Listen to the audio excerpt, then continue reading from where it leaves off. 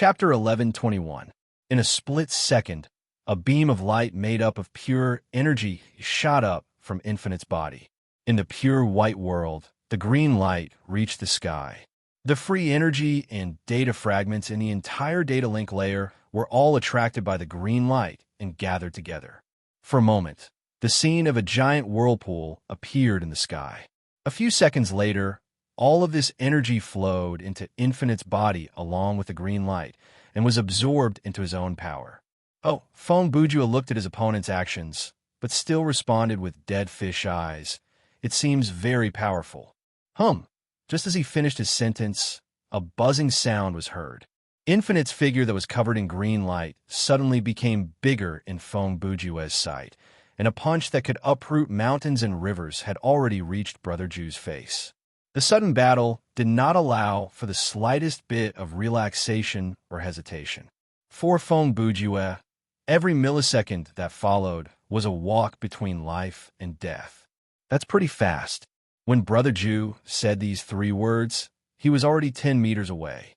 His calm tone seemed to be announcing to Infinite, I can still deal with this kind of speed.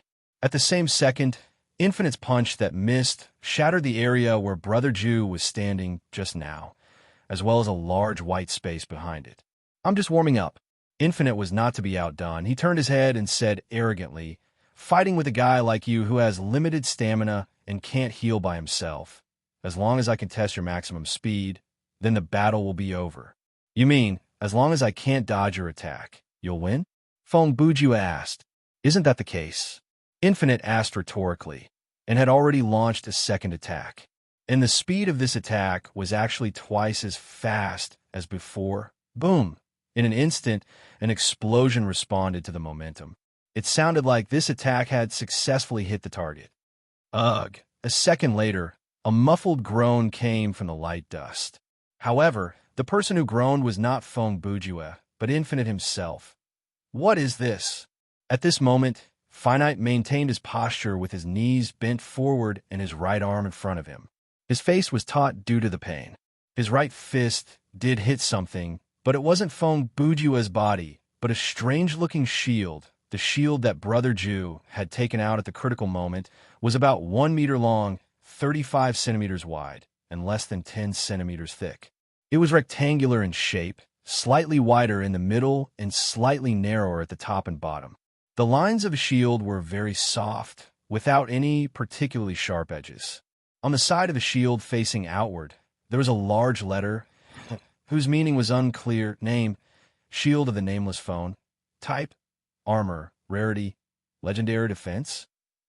Attributes, absorb, refract, isolate, buffer, special effect, silver mountain iron wall, impregnable, only I am the strongest armor in the world, takes precedence over all other skills, equipment, and character abilities when calculating damage and special effects. Equip requirement.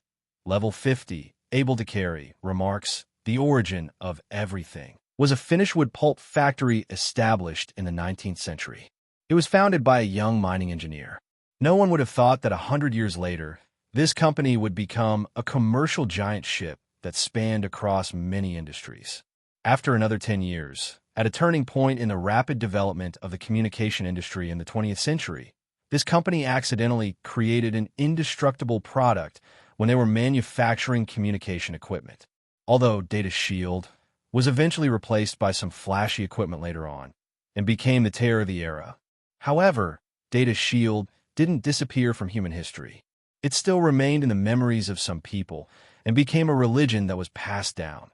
This equipment was obtained by Phone Bujua from the Type 0 Magic Disintegrator before the match between Underworld Frontline and Blades, see Chapter 916. It was also the strongest armor he had obtained so far. In the previous matches, he had been hiding this item. Until today, until now, he had used it. This is ridiculous. Infinite looked at his fist that had turned into paste and couldn't believe it. There's actually a material that can block my power? Phone Bujua, who was hiding behind the shield, tilted his head and looked at Infinite with a mocking expression. Just now, wasn't there a guy who called himself Perfect Creature saying that if I didn't dodge his attack, he would win? Bastard. Infinite gritted his teeth and squeezed these two words out of his mouth. Then, very straightforwardly, he threw another punch at the shield. Bang! The power of this punch was stronger than the previous one, and the ground under Infinite's feet was crushed. However, the result of the attack was Infinite's left fist was even more damaged than his right fist. Almost his entire forearm was shattered by the recoil force. Ha ha ha ha! Feng Bujue immediately laughed hysterically. It's useless, you piece of trash. Previously, Infinite, who used a similar method to mock the players, compared to Brother Ju at this moment, it was like a small child meeting a big child. In terms of strength, Infinite couldn't be compared to Brother Ju at all. However, with Infinite's current self-healing ability, even if his entire arm was cut off, he could still reconstruct it in an instant. This injury was really nothing. Ouch! 2 seconds later, Infinite roared loudly. I don't believe it. As he roared, he threw another punch. Both of his arms were thrown out consecutively, turning into shadows, bursting out waves of energy in the air. This is impossible. Bang, bang, bang, bang. The continuous sounds of impact caused the entire space to tremble. The ground beneath the two of them also cracked in a semicircle, sinking lower and lower. Ah! Trash like this. Who the hell cares about you? Feng Bujue was not to be outdone. He raised his shield and blocked the opponent's attack without retreating a single step. His voice was not any softer than the opponent's. It's useless. Useless. Useless. Useless, useless, useless, useless. Just like that, the pit on the ground grew bigger and deeper as the two of them faced off against each other. Not long after, they had descended to a depth of more than 20 meters below the horizon. It was also at this moment the Infinite's attack stopped. Hiss! As soon as the pressure on the shield disappeared, Brother Ju heard the sound of a teleportation explosion. Idiot! You've been tricked. Half a second later, Infinite had already appeared in the air, aiming at Brother Ju, who was standing in the pit. Go to hell. When Infinite roared the word die, he opened his mouth wide and spat out a destructive white light spray towards Feng Bujue, who was below. With Brother Ju's current terrain, if he wanted to run, he could only run upwards. But this would just happen to meet the opponent's attack. If he wanted to block, he could, but in this environment, the shield would definitely not be able to provide him with a full-body defense. For example, Feng Bujue's current situation was like a person standing at the bottom of a well, holding a cement board that could not cover his entire body, trying to block a huge amount of magma that suddenly poured down from above. No matter how one looked at it, it was a dead end. Whoosh! In less than a second, the white light blasted down. The rampant momentum burned the sky and cracked the earth. In the blink of an eye, from the point where the white light touched the ground, a huge, cobweb-like light pattern spread out. The light spread out in all directions, causing the ground within a radius of a few miles to collapse into a piece of cracked earth. After a full 10 seconds, Infinite stopped spraying and immediately snorted. Humph. You can't even see through this level of tactics. What kind of wild scheme is this? Do you really think I'll hit something that can't be broken for half a day? If you really hit the shield for half a day like that, then the first person to change tactics should be me. Suddenly, a voice came from the ground, shocking Infinite. How is that possible? He looked down. His eyes that were floating with white light filtered out all the light dust, reflecting a figure standing at the bottom of the pit. You're actually unharmed under this kind of attack. What's so strange about that? Feng Bujue raised his head and replied weakly, because I don't have any hair. But it was unknown whether he was ridiculing the words unharmed or formally answering the opponent's question. Of course, it could be both. Damn it. 2 seconds later, Infinite lowered his head and shouted angrily. His ferocious energy rose again as he descended from the sky. What exactly are you? Huh? At the same time, Feng Bujue also put away his shield, leaped up from the bottom of the pit, and flew into the sky. How can you ask such a question? This is something that the whole universe knows. Boom. As the two were talking, they collided in the air. The earth-shattering power, the power to shatter the void, caused the sky and earth to change color. Before the intense light dissipated, the two figures flew together, and the fierce battle began again. Up to the sky and down to the ground, punches and kicks were exchanged. The battle was at its peak, and all kinds of crazy moves were performed. The two were engaged in a dangerous battle in the relatively still sense of time and space that the naked eye could not follow. Of course, since you have asked so shamelessly, Fong Bujue was able to speak without panting in such a battle. Then, I will answer you with all my heart. This guy hasn't reached his limit yet. Infinite was feeling a little nervous.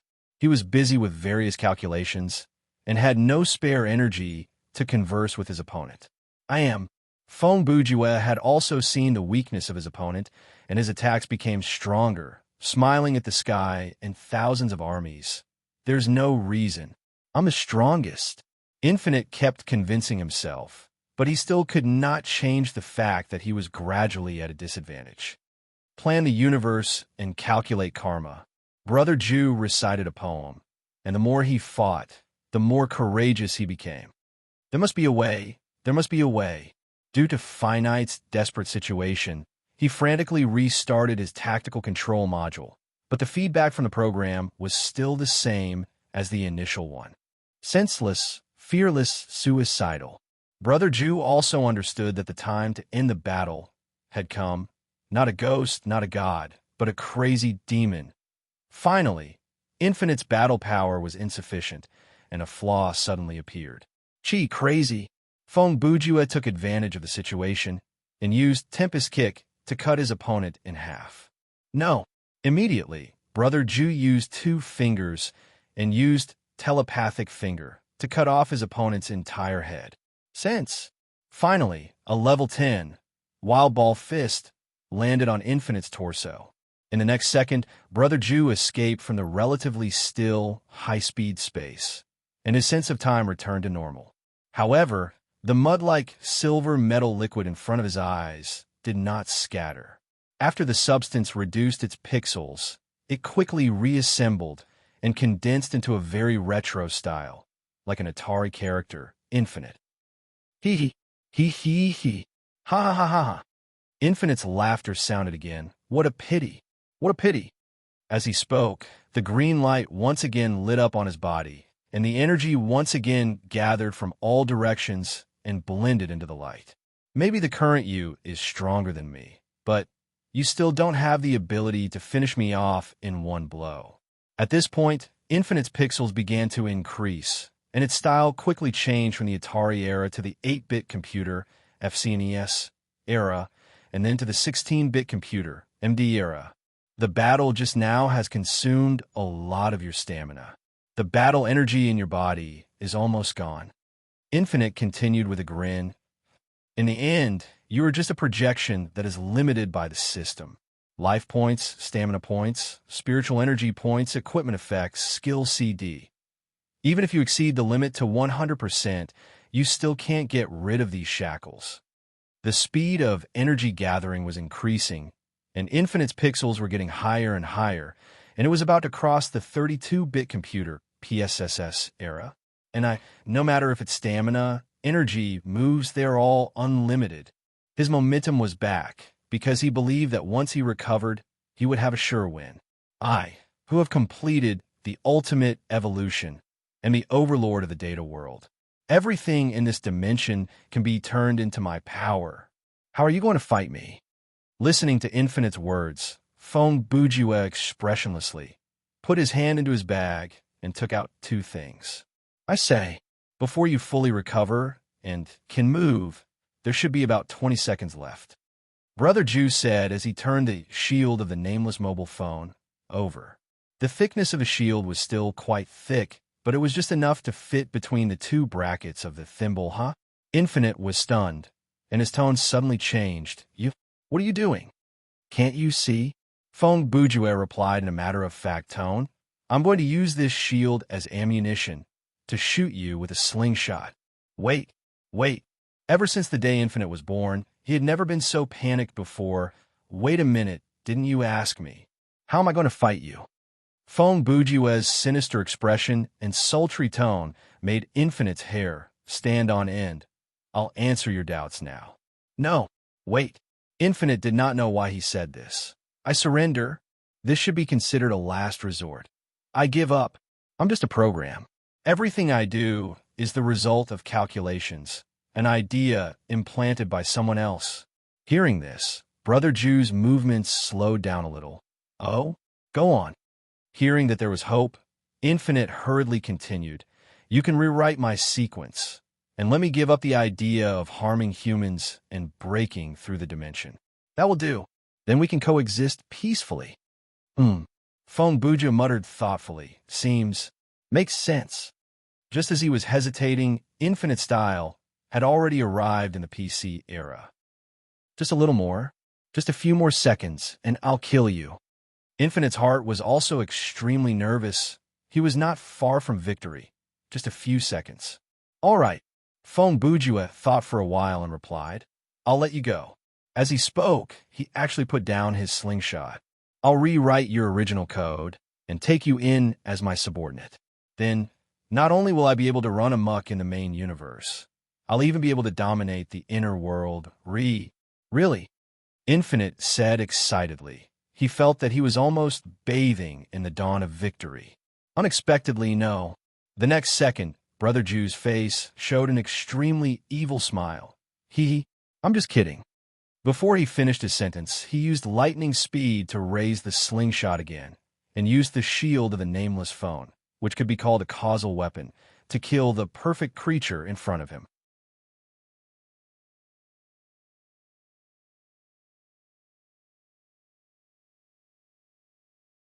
Chapter 1123.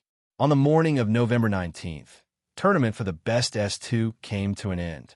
In the end, a team made up of non-professional players, Hell's Frontline, won the championship of S2. Although only 2 members of their team had fought against members of other teams, this did not affect their success in winning the championship. When the other teams were either wiped out or forced out of the scenario, Hell's Frontline still had 3 members who were perfectly fine in the main universe. In this competition, Feng Buju fully demonstrated the power of borrowing. Just by looking at the competition alone, it was obvious that he had been planning for a long time before the twilight of the gods. On the day of the competition, when the members of Regulation, Warring States, and Losers Alliance were still confused, Feng Buju had already included them all in his plan and used the various forces to take care of his opponents one by one.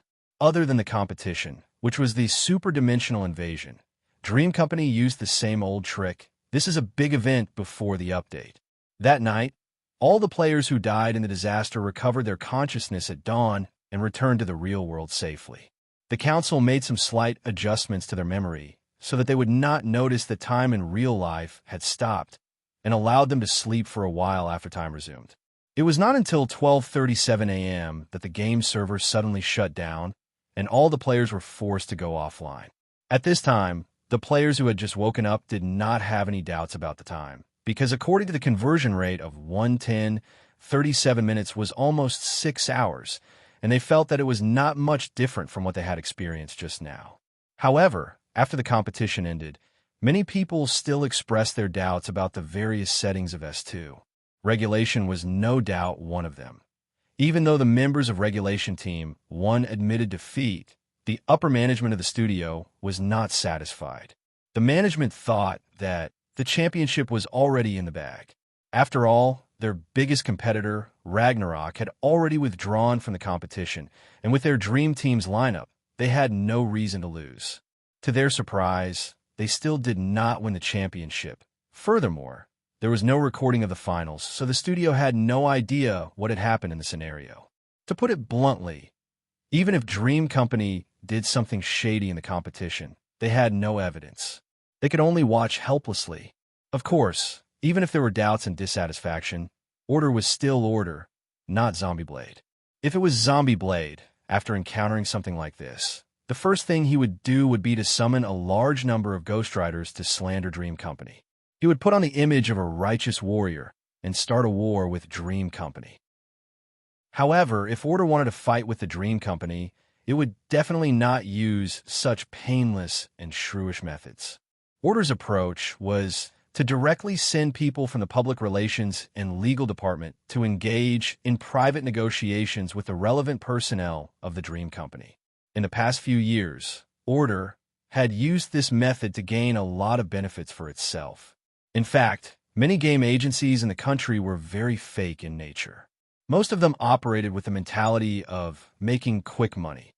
The most common method was to import or copy some mediocre online games, or develop some clumsy mobile and web-based games that were purely to cheat money. They relied on all kinds of vulgar publicity to attract users. After doing this for a few years, seeing that the returns were about to start dropping, they would escape and start anew. Game companies like this could be said to be everywhere.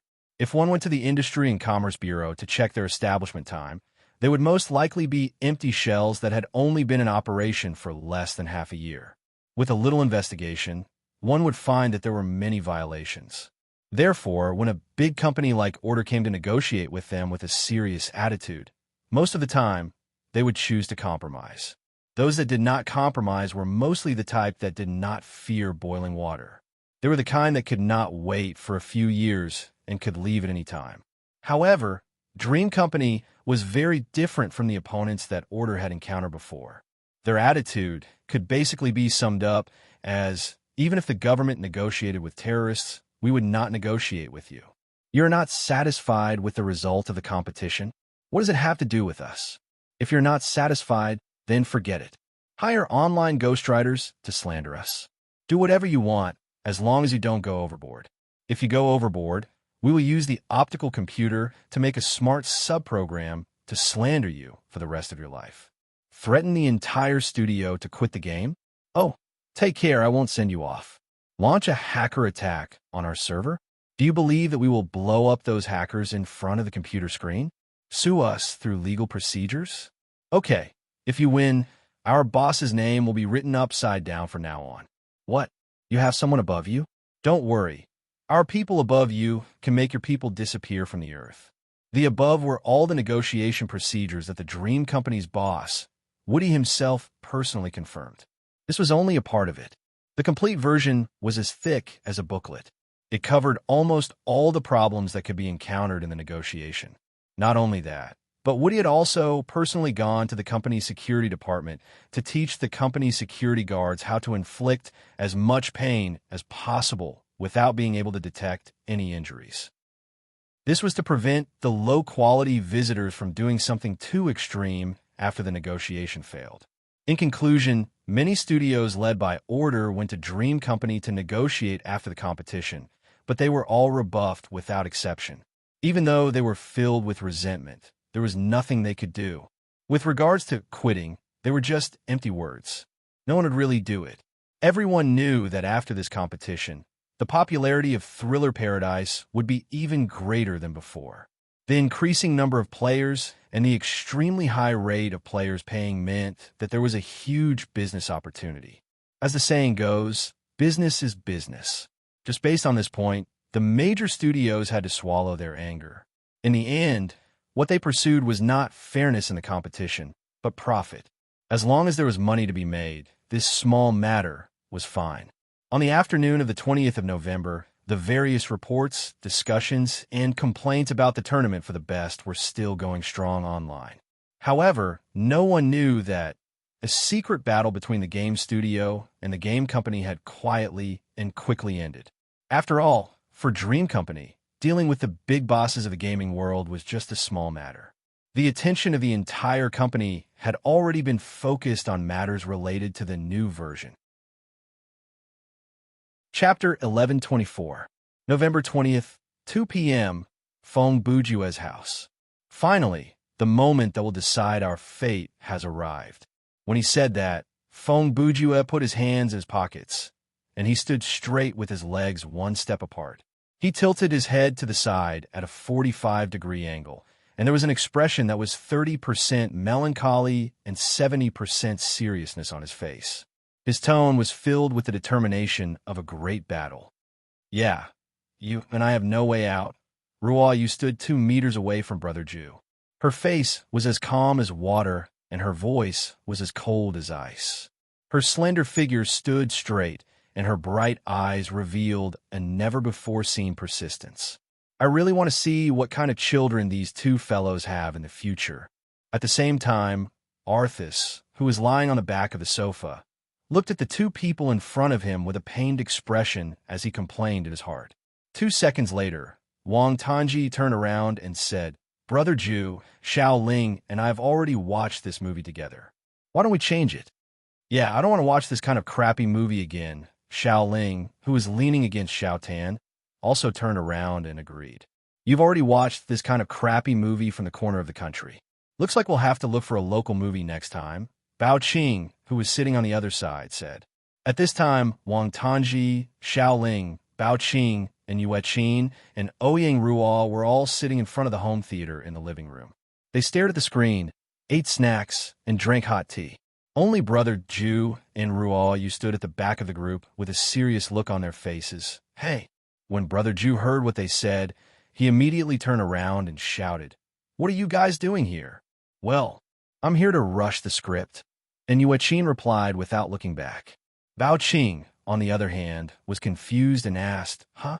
Isn't today the day of the crappy movie marathon? I wanted to ask you." Then, Ouyang Ruo turned around and looked at Brother Ju with narrowed eyes. "My job is paid based on time. It's a few hundred yuan per minute. Why did you call me here? What kind of memory is this?" Feng Buddha widened his eyes and looked at them. "Didn't I tell you last week? Today is the day of the bet between Ruo, you, and I. I challenge her to tie a knot, and she challenges to use chopsticks. Hey, what are you doing? I'm going back." When Ouyang Ruo Ju said this, she had already stood up from the sofa and quickly walked to the door. "You can't leave. Both are witnesses, but with the presence of a lawyer, the credibility of the witnesses will be greatly different." Feng Buju. Ouyang Ruo interrupted Feng Buju's shoes. Ouyang Ruo changed his shoes as he interrupted Brother Ju. "We are quite close already. Today, I have something to tell you. Please help me with this." He changed his shoes very quickly and then placed one hand on Brother Ju's shoulder.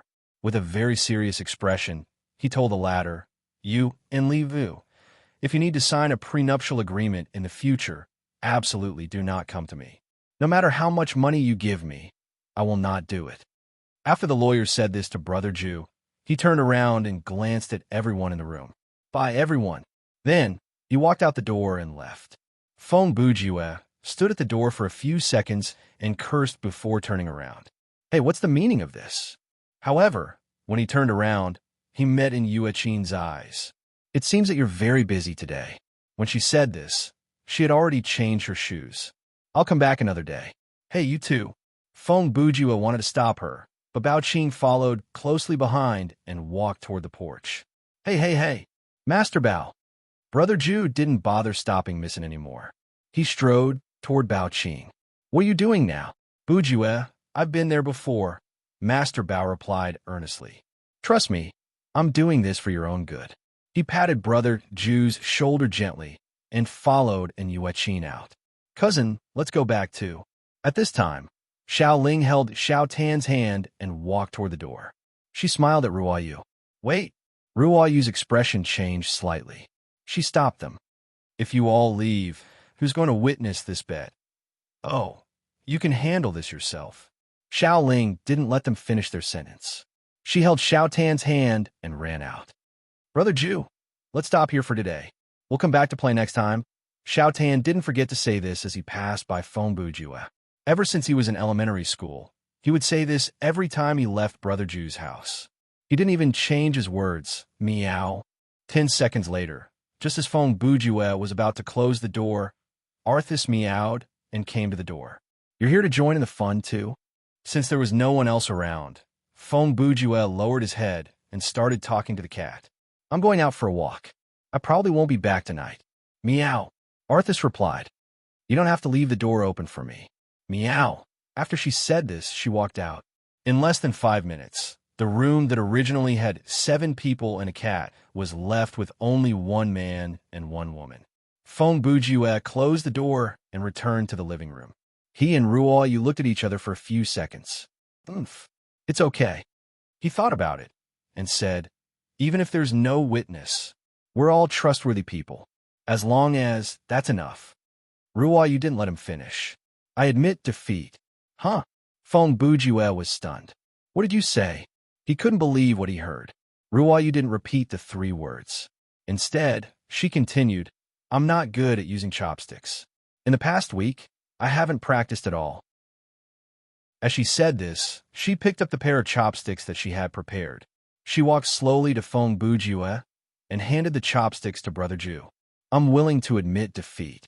Ruoyu pursed her lips and lowered her head to avoid Brother Ju's gaze. We agree that in the future, your shoes, Feng Bujue didn't let her finish. He suddenly laughed and said, That's great. Actually, I haven't practiced tying knots this week either. As he spoke, he picked up the rope beside him and randomly wrapped it around the pair of chopsticks. He then tied a few simple but firm knots. Since no one won, why don't we call it even? As he said this, he smiled and picked up the pair of chopsticks that couldn't be separated from each other and handed it back to Ruoyu. When there was no one around, these 2 people who weren't good at expressing their inner thoughts. Although it was still a little awkward, at least they tried their best to express their feelings to each other.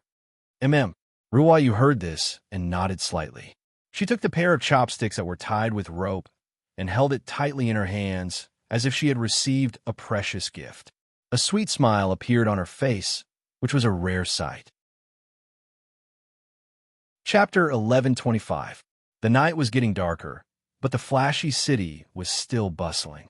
Countless walking corpses took off their daytime clothes, changed their appearances, and walked on the streets again, trying to find some souls as empty as them to comfort and satisfy each other. There were also many people who chose to stay in their nests, pretending to be the kind of person they could never be through a screen and a keyboard, so as to gain recognition and vent their pressure. Humans were always able to find a way to make themselves comfortable. But tonight, our protagonists are some creatures other than humans. It was a cat, or rather, a female demon from hell with the appearance of a tomcat. Arthas wasn't her real name. Her real name was Kue Moli. Long time no see. I almost couldn't recognize you. When this sentence sounded, Arthas, or rather, Grimmery, also known as Gimli, the 56th of Solomon's 72 demon gods, Duke, was resting on the swing in the park. After hearing those words, she slowly stood up and stretched her body. So that's how it is. She yawned. In order to win, those fellows from heaven have completely abandoned their principles. She turned her head and looked at the person who had spoken to her. At this moment, in the empty park, the figure standing beside the swing and talking to a cat was a lion, to be exact, a lioness. Yes, the lioness replied. But then again, the side you are loyal to has never had such a thing as moral integrity from the very beginning. Oomph. That's right. Kue Moli smiled and continued. Then, Atlanta, the purpose of your visit today. At this point, her tone suddenly turned cold. Are you here to take my life on behalf of those guys in heaven? Oh, even if they really dare to mention that kind of thing, I won't agree, Atlanta replied. I'm just a mercenary. I don't want to be a scapegoat for some big shots for that little reward. I see, Kue Moli continued. No wonder your husband didn't come with you, she said, jumped off the swing, and came to Atlanta. Your task is just to hold me back, right? It's good that you understand, Atalanta replied. We are all old acquaintances. Let me give you a piece of advice. Let's just talk casually. It's good for both of us. If you insist on fighting with me, not only will it not change the outcome of the matter, it will also make the process very ugly.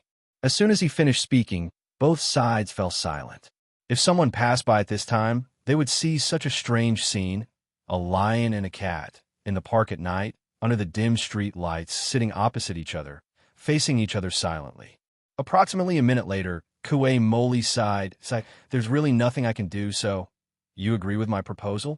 Atlanta continued. No, it's just that when I think about what's going to happen next.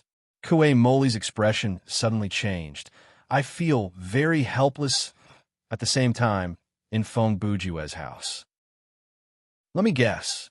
When Brother Ju walked out of the toilet, he saw a lion sitting on the floor in the middle of the living room at a glance.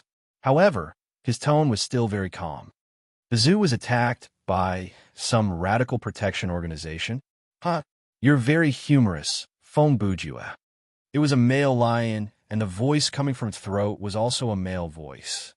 But I feel that this sense of humor, regardless of the occasion and inappropriate timing, is somewhat mocking. Okay, then I won't mock you. As Fong Bujue spoke, he came to the sofa and sat down. May I ask what's the matter? My name is Hippomenes. Hippomenes reported his name and then said, I'm here to bring you a message from someone. Ha. Fong Bujue laughed. Do you know the guy who came to bring me a message last time? What happened to him in the end? Are you talking about Zacharias? Hippomenes continued. It seems that you know. Fong Bujue laughed. That's right. Everyone knows about this.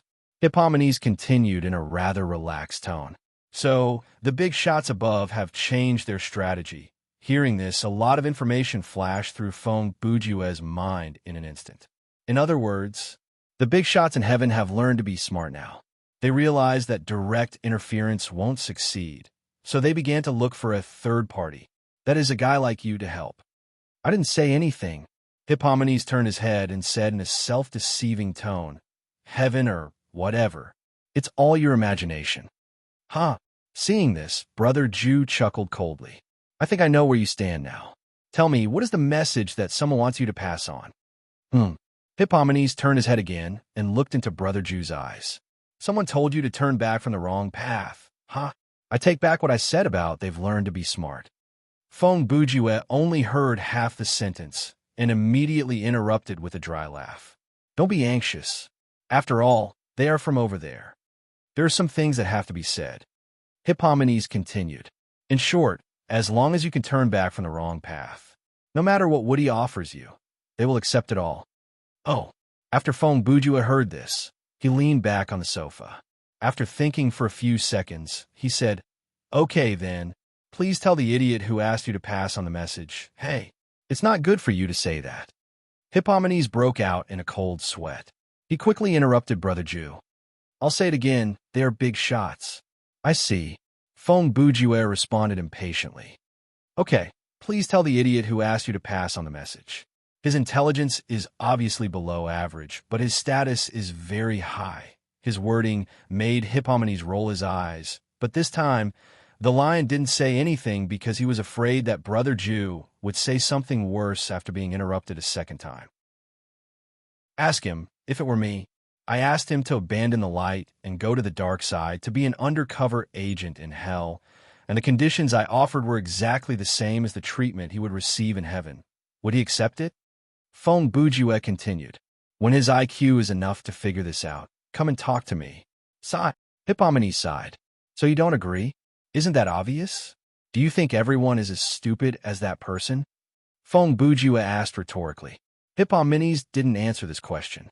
Instead, he said, according to that person, if you don't agree, then I have to pass on another message. Isn't it just a threat? What new tricks can a retard like that have? Fong Bujue guessed correctly. Since you've guessed it, I won't beat around the bush. Hippomenes continued.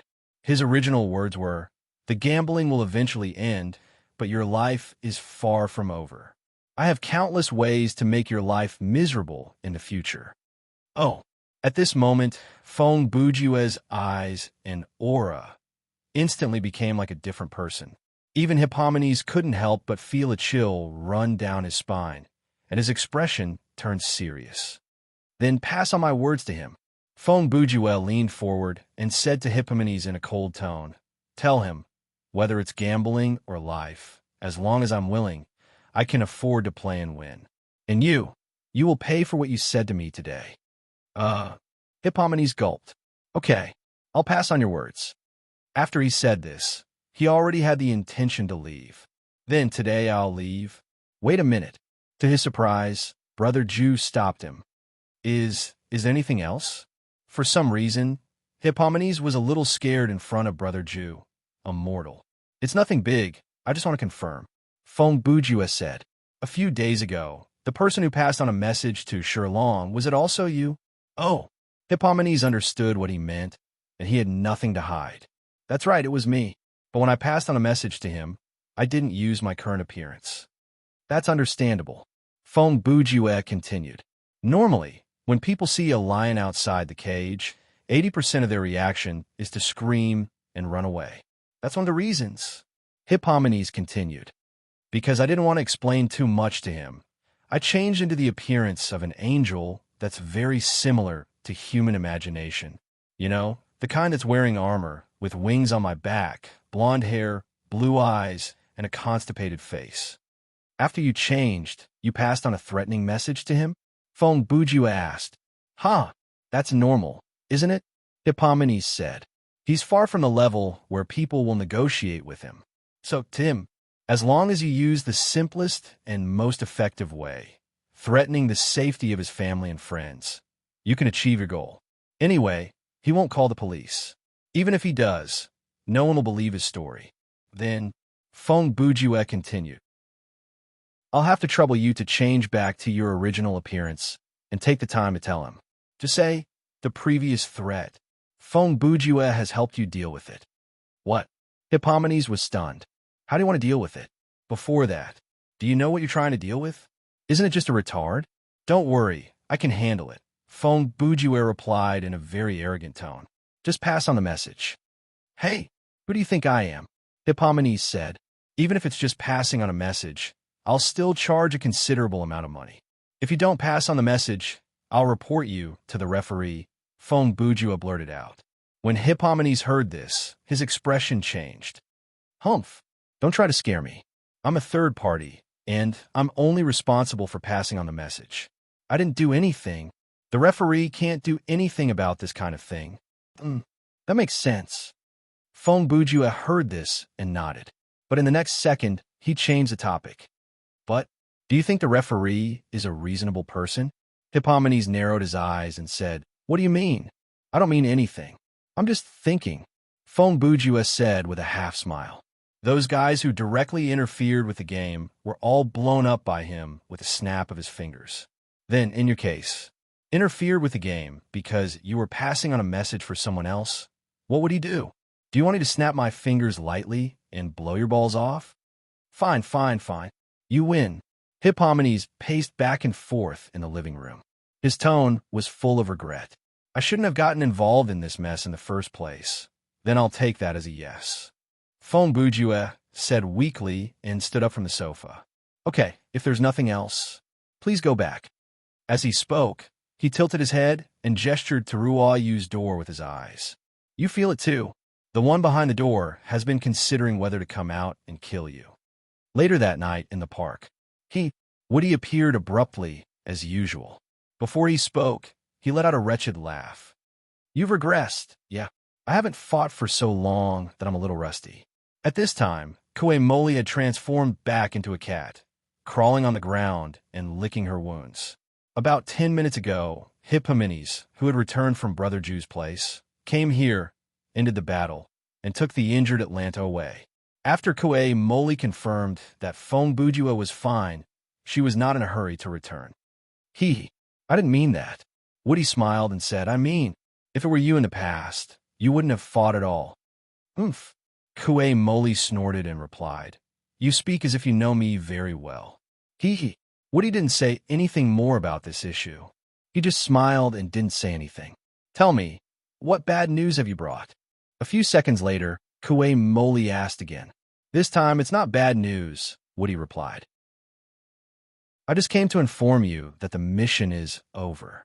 When she heard the word, over, Kue Moli was obviously stunned.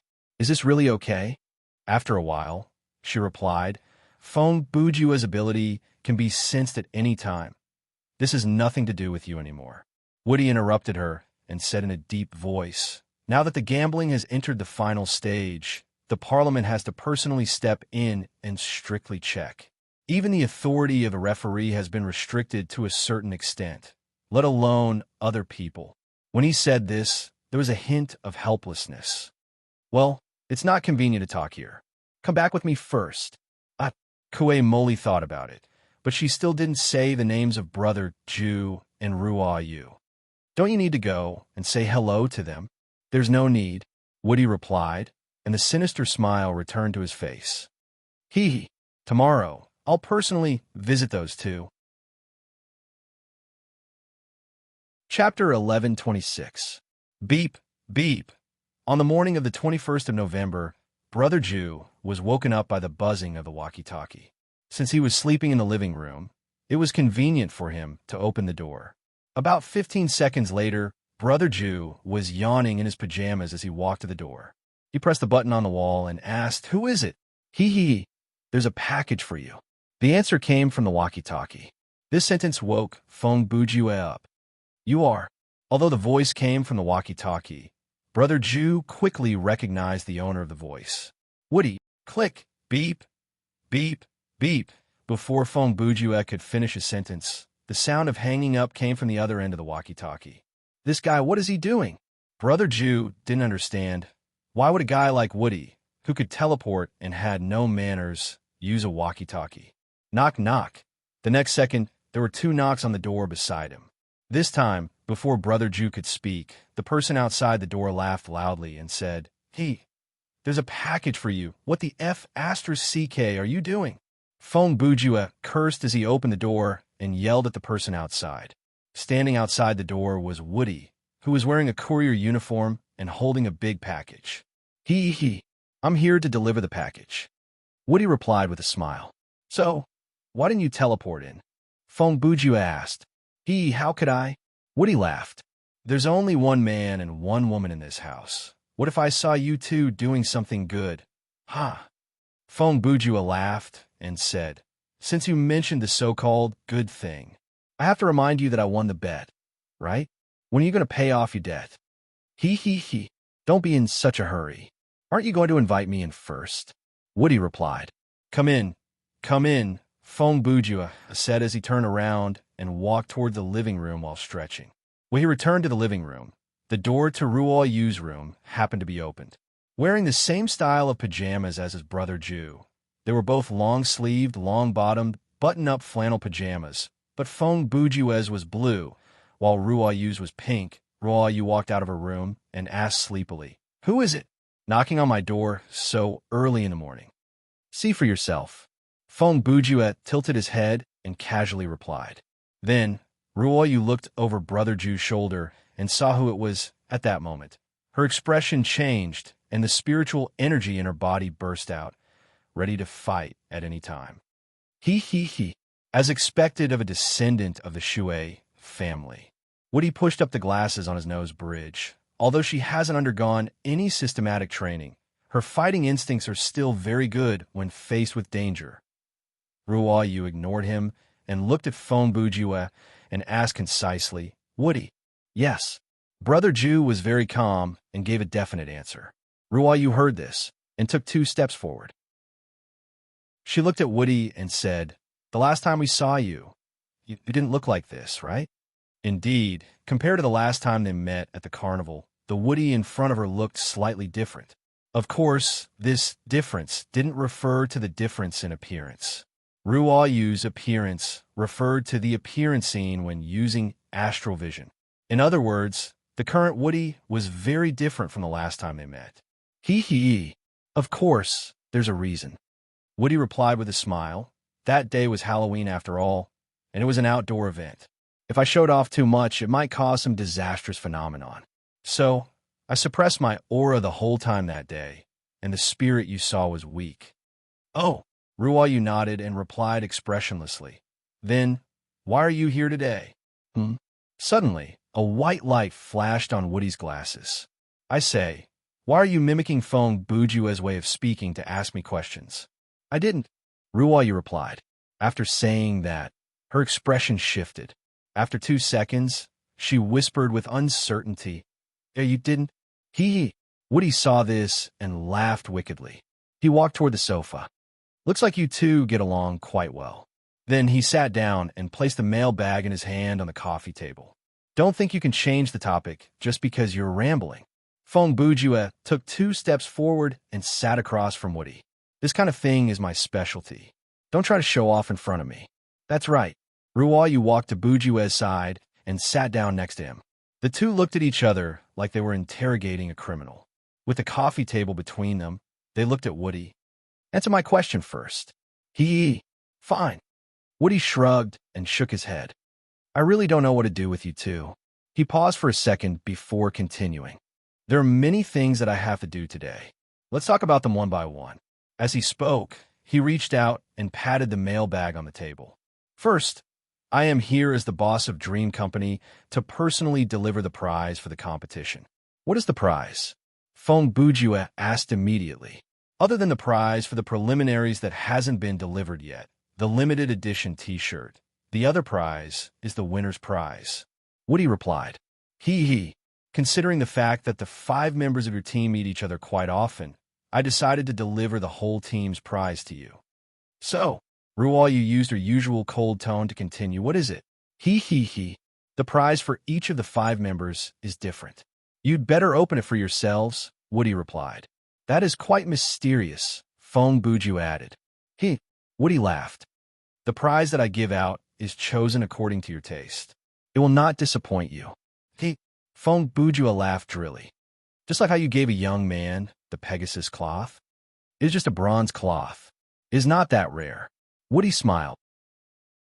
At the end of the day, a truly strong person is strong even without the cloth. I'm not discussing whether he is strong or not, Feng Bujua said. What I mean is it really a good idea to give out this thing as a prize? I've already said that this thing is not that rare. Woody replied. The appearance of a truly rare celestial weapon will cause many forces in various worlds to fight for it. As for something at the level of the cloth, even slightly powerful characters will not be interested in it. He counted with his fingers. Firstly, there are too many limitations. It needs to be approved by the will of the cloth itself, and it needs to be resonated with the small universe. Furthermore, only humanoid creatures can wear it. Secondly, its defensive power is too weak. Not only will it be frozen at low temperatures, it will also be shattered by various physical attacks. Although it has the ability to self-repair and grow, both are too slow. Thirdly, and this is the point that makes people speechless, most of the time, this thing is used to gain popularity. It does not increase one's combat power by much. After all this time, it still depends on whose small universe is at a higher level. Understood. Feng Bujue snapped his fingers and continued. Even if we get it to Brother Ma, he will not be able to do anything with it, and he will not be targeted by any supernatural forces because of it. So, if we give it to him, we give it to him. He. That's right, Wudi replied. All right, this is the first thing, Ruoyu said at this time. Please tell us the next thing. The second thing? Woody's glasses flashed again. He turned his face and deliberately lowered his voice. He said to Feng Bujue, this thing, is it appropriate for us to tell her? Feng Bujue frowned and muttered, as if he was thinking. Hey! Ruoyu immediately elbowed Brother Ju's arm.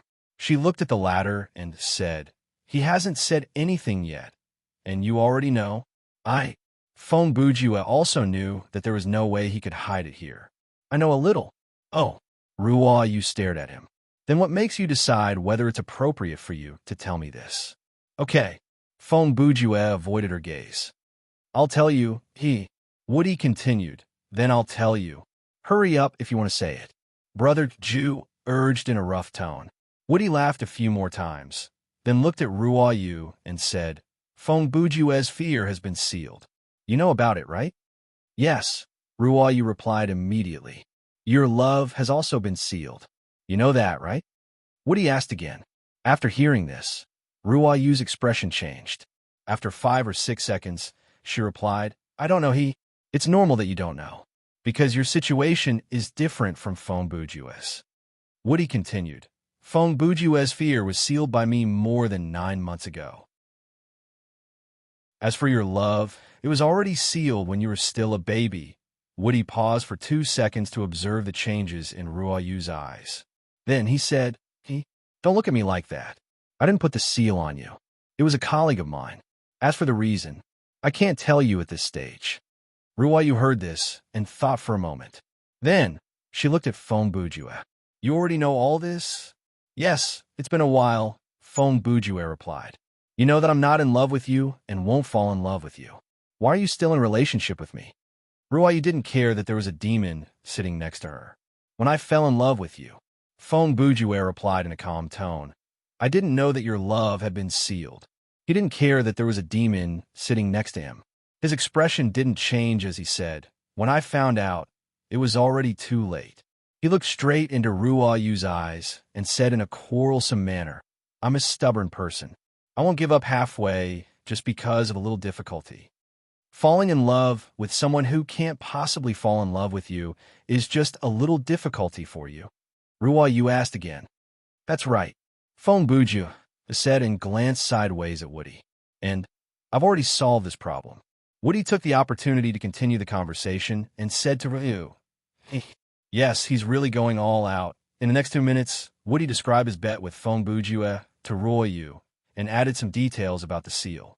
After he finished, he was silent for a moment, waiting for her to digest all the information. After Ruo Yu heard everything, she pondered for a long time. Then, she said to Woody in a lukewarm manner, so, the second thing you're here to do today is to remove the seal in my brain? Yes, Woody replied. Ruo Yu nodded slightly. I understand. Then she stood up. I refuse. After saying these 3 words, she turned and left. What are you doing? Feng Buju quickly stood up and grabbed Ruo Yu's arm. However, Ruo Yu simply shook off his hand and ignored Brother Buju's words. She replied in a cold tone, I've also disturbed you for quite a long time. It's time to go back. This sentence made Feng Buju's expression change several times. His eyes flashed with many complicated and indescribable emotions. He seemed to want to say something, but in the end, he didn't say anything. You guys take your time talking. I'm going to pack my luggage. I want to accompany you guys. Ruo said as she walked back to her room and closed the door. That day at dusk, Woody had already left. Ruo Yu had also left. Feng Buju moved a chair and sat in front of the window, bathing in the setting sun. On the slightly bumpy wall in front of him, the traces of Arthas' big paw print could still be faintly seen.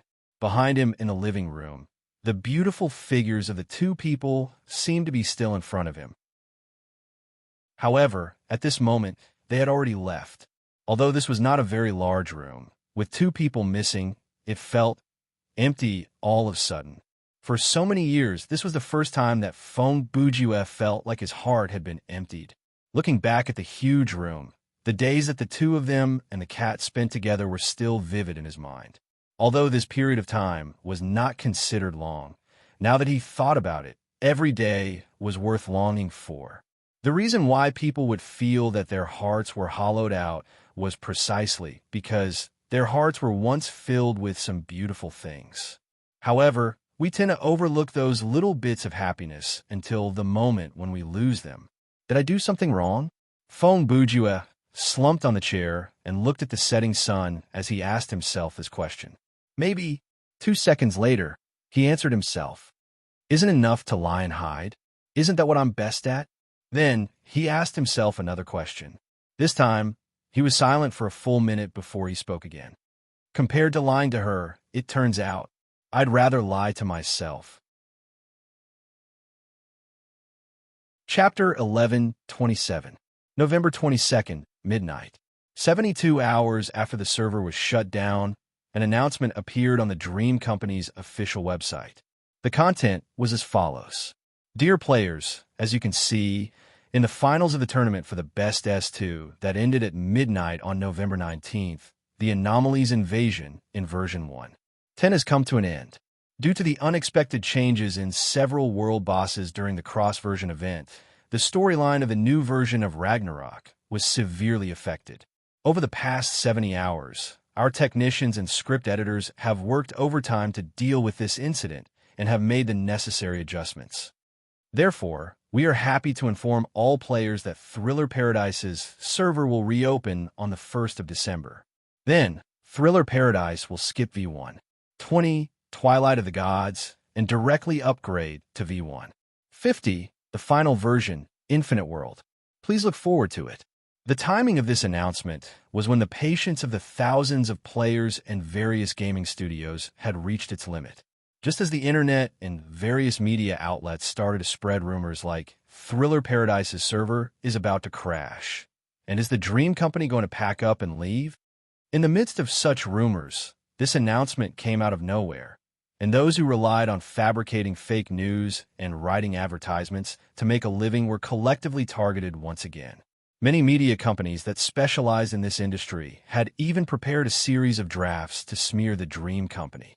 Next, they just had to find a few online gaming companies that were interested in talking to them, and then insert the soft advertisements of those companies into the article. This money would be earned. However, with the dropping of the bombshell that was the dream company, their efforts for the past 2 days had been for nothing. On the other hand, it was not hard to imagine the reaction of the players to this news. In the middle of the night, the discussion on the major forums shifted from the topic of Tournament of the Best S2 to the new version of Infinite World. Even though there was still a week before the server reopened, the players could not wait any longer. The number of players registered for Thriller Paradise had a huge increase, and so did the sales of the gaming hub. During this period of time, before the official announcement of the new patch, the various Uncles faction had also taken action. They all took advantage of this period of time to wantonly spread unfounded rumors, and each of them spoke with certainty and acted as if they were telling the truth. In conclusion, there were 2 types of Uncles gang. The first type was those who wanted to make their presence known. They were just spreading rumors based on their own imagination. As for the second type, naturally, it would be a hired gun. These people were usually more professional than the first group. They were good at writing articles and telling lies. The most common method they used was to cite a series of non-existent details or add a few fake pictures that normal people might not be able to understand to increase the credibility of the news. It could be said that they had put in a lot of effort. Of course, their main purpose was to mix some information they wanted to convey into the fake news to promote the sales of certain products. For example, if you were selling game coins on a third-party platform, you should hire someone like that to spread the rumor on the forum and have them hint that game coins will greatly appreciate in the new version. Or, if you were selling game peripherals, you could release fake news like, the new version of Thriller Paradise will support certain models of peripherals, and those who buy them will be given mysterious prizes. These kinds of marketing methods were not surprising anymore. Those who fell for it would just treat it as a lesson, and they would remember it next time. Another 24 hours passed. Finally, the Dream Company listed the new patch on the front page of the official website. V1.50 Version Summary. The War Demon appeared, and the demon leader disappeared. The god of eternal life hid his form in the mirror world. The Spirit King ascended the throne, and the zombie god assisted him. The court changed hands, but the truth remained. After the twilight of the gods, the 4 pillar gods fell one after another. For new forces rose from the ruins of the old dynasty. Origin, Z Organization, Phantom Church, Detective Club, Blackbeard Pirates, and other superpowers became active in the main universe. Thriller Paradise welcomed a new era of freedom and limitless possibilities. Character adjustment. In the new version, the player's level cap would be adjusted to 60, and the EXP for leveling up above 50 would not increase anymore. The player's skill bar would be adjusted to 15 slots, and the 3 extra slots had to be purchased with game coins. Mode adjustment. The solo survival mode and team survival mode, including normal mode and nightmare mode, generated in the sleeping server would have a higher chance of triggering a long-running scenario. The AFK-like judgment in the killing game would be stricter, and the punishment for AFK-like players would be increased. Changes to items, products, and services. The market space had been completely rebuilt. After the invasion of the anomaly, the shop owners and the guard robots had undergone special training, and their power had increased. All the shops had received a large number of new products, including new equipment, weapons, hairstyles, and apparel. Thriller Box had added a pre-order function. Players could use skill points as collateral to request for an item to be automatically traded after the purchase condition was met. Gameplay adjustment. The graphics quality of the game had greatly improved. The title system had added a self-selection function. Whenever there was a title change, the player could choose whether to accept the new title or not after observing the ability of a new title, and they would be given a chance to choose their old title. Note, after this update, all players will be given a chance to choose their old title, which will be retained for 24 hours after the first time the player logs into the game. They will be given a choice between all the titles that they have owned in the past. In the above content, many of the keywords had hyperlinks, and after clicking on them, they would be able to access the related information. For example, terms like War Demon, God of Eternal Life, Spirit King, Origin, and Organization Z could be accessed. However, none of these NPCs, anomalies, or organizations had any pictures or information. They were only written records, and the content was mostly basic information that everyone knew. For players who were familiar with the deeper content of the game, this information was meaningless, but for new players, it was useful information. As for the level cap increase, most of the players had expected it. In fact, 99% of the players thought that after level 50, the leveling experience would continue to increase to 9 digits. Therefore, when they saw the sentence, "the leveling experience ratio will no longer increase," they were rather surprised. Other than that, there was another change that was predicted by many, and that was the expansion of the skill bar. Indeed, based on the current development of the game, 12 skill bars were no longer enough to satisfy the needs of the high-end players, so the expansion was reasonable. With regards to the price, just like the expansion of the inventory, this kind of advantage that could be bought with money was definitely not cheap. With this change, the Dream Company could earn a lot of money. Then, there was a new service introduced in this patch, the pre-order function for the Thriller box. To put it simply, this function was created for players who had their eyes on a piece of equipment that was about to expire but did not have enough skill points to buy it. For example, a player had his eyes on a piece of equipment that required 1,000 skill points, but he only had 500 skill points, so he was unable to buy it. Furthermore, the item would be deleted in less than a day, so he might not have enough time to accumulate 500 skill points in the remaining day. Then, he could use the pre-order function to pay a deposit that was equivalent to 40% of the total price of the item. In other words, he would have 400 skill points to have the system extend the time limit of the item. Of course, if the item was bought by someone else before the time limit was up, then there was nothing the system could do about it. After all, the deposit would be refunded. If the item was not bought by anyone within the time limit, then as an item that had been pre-purchased, it would not be deleted immediately. The system would place it in a specific pre-purchase area and wait for the pre-purchasers to collect the full amount of money. At that time, only players who had paid the pre-purchase deposit for the item would be able to search for the item. Then, within the next 72 hours, as long as one of the pre-order purchasers had accumulated enough skill points to pay the full price, the transaction would be automatically completed.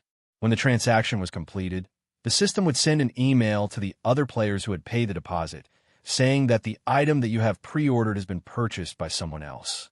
Then, the skill points and the email would be refunded. However, if all the pre-order players failed to gather enough money within the 72 hours, then the item would be deleted, and every pre-order player would be charged a late fee of 5% of the item's price. That was the general setting of the pre-order function.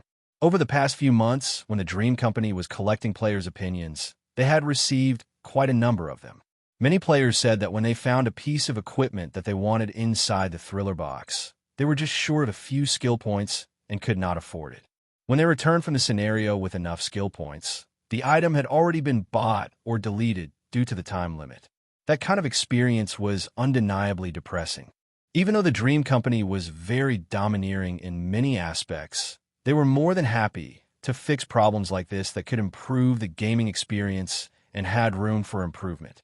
Therefore, using this update, they came up with this new function. This kind of small service modification that had little to do with the scenario was not handled by Woody, but by the gaming company's technical department. In the future, when the players came across an item that they wanted but were still short of skill points, they could pre-order it.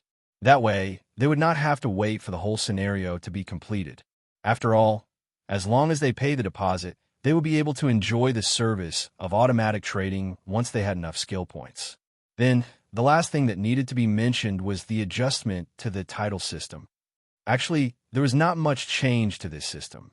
The new titles that the players would receive were still decided by the system. However, this time, the players had the freedom to choose whether or not to accept the new title. Furthermore, whenever the title changed, they could choose any title that they had received in the past and change it to the previous one. This gave the players a chance to change, and it would greatly affect the PvP in the future. Obviously, this change was made based on user feedback. Many players had asked the customer service to take back the old titles that had been replaced because the new titles were not as useful as the old ones. These kind of players, most of them once had a title ability that they were very good at, and their skills and equipment were matched with that ability as the core. In the end, one day, the titles suddenly changed, and their character's combat ability dropped by a whole level. In such a situation, they could only admit that they were unlucky because the title could not be changed back, and it was not changed according to their will. Now, this problem had been solved. 23 RD November, 2 a.m. The Dream Company seemed to have a way to pull people's attention back when it was about to move away. Even on this day, when the server was closed, it was no exception. One day after the release of the new patch, the Dream Company released 2 more announcements on the official website. The first one had nothing to do with most of the players. Starting from 3 p.m. today, part of Thriller Paradise's server will be opened, and the trial operation of the new version will begin. Then, all players who have the 48 hours to experience the new version will be able to log into the game. There were only 250 players who had the qualification in the whole server, and they were the top 50 teams in the S2 preliminaries. Therefore, this announcement had nothing to do with most of the players. Other than that, the details of the announcement stated that during the limited time period, the game would only open the queue for solo survival mode and free exploration mode. This was expected. Only so few players could log into the game. If it was a team mode or a killing game, when it came to solo mode, one would either run into familiar faces or be unable to find a teammate or opponent for a long time. Also, this event had a deadline. At 9 p.m. on November 29th, the server would shut down again. Those who had not used up the 48 hours by then would have wasted it. The second announcement was Crazy Thoughts will be officially open on November 25th. Regarding this announcement, the reaction of the players was not that bad, but the people in the gaming industry were caught off guard. No one expected this card game that had been out of stock for so long and was developed by the Dream Company would suddenly be released when the new version of Thriller Paradise was about to be released. Chapter 1128. Welcome to our company's products. Scanning has begun. Please wait for a moment. Scanning completed. Confirmed citizen ID. SH13 ***** 313. Name. Phone Bujua. Access device. NL 2055 Deluxe single-player gaming pod. No abnormal external hardware detected. Heart and lung functions are normal. Neural connection program is ready. Please select the type of access. Access type is non-sleeping mode. Adjusting. Adjusting complete. Please confirm to load the game or return to the superior option. Program started. Loading the game in 10 seconds. After a series of familiar system voices, Phone Bujua arrived at the login lobby of the game. It was 3 o'clock in the afternoon on November 23rd. Brother Ju logged in as soon as the server was turned on. He was the only one in the entire Underworld frontline team who logged in at this time. The others were busy during the day. Of course, Phone Bujua was also very busy. It was just that he was not in the mood to write for the past 2 days. Therefore, he put his energy elsewhere. It had been 2 days since Ruoyu left. In these 2 days, Brother Ju and Ruoyu did not contact each other even once. Xiao Tan, Xiao Ling, and Miss N seemed to be deliberately avoiding the two of them. It seemed that they already knew about this. Yesterday afternoon, the moving company moved the gaming pod that Ruoyu left at Brother Ju's house. Phone Bujua did not say anything.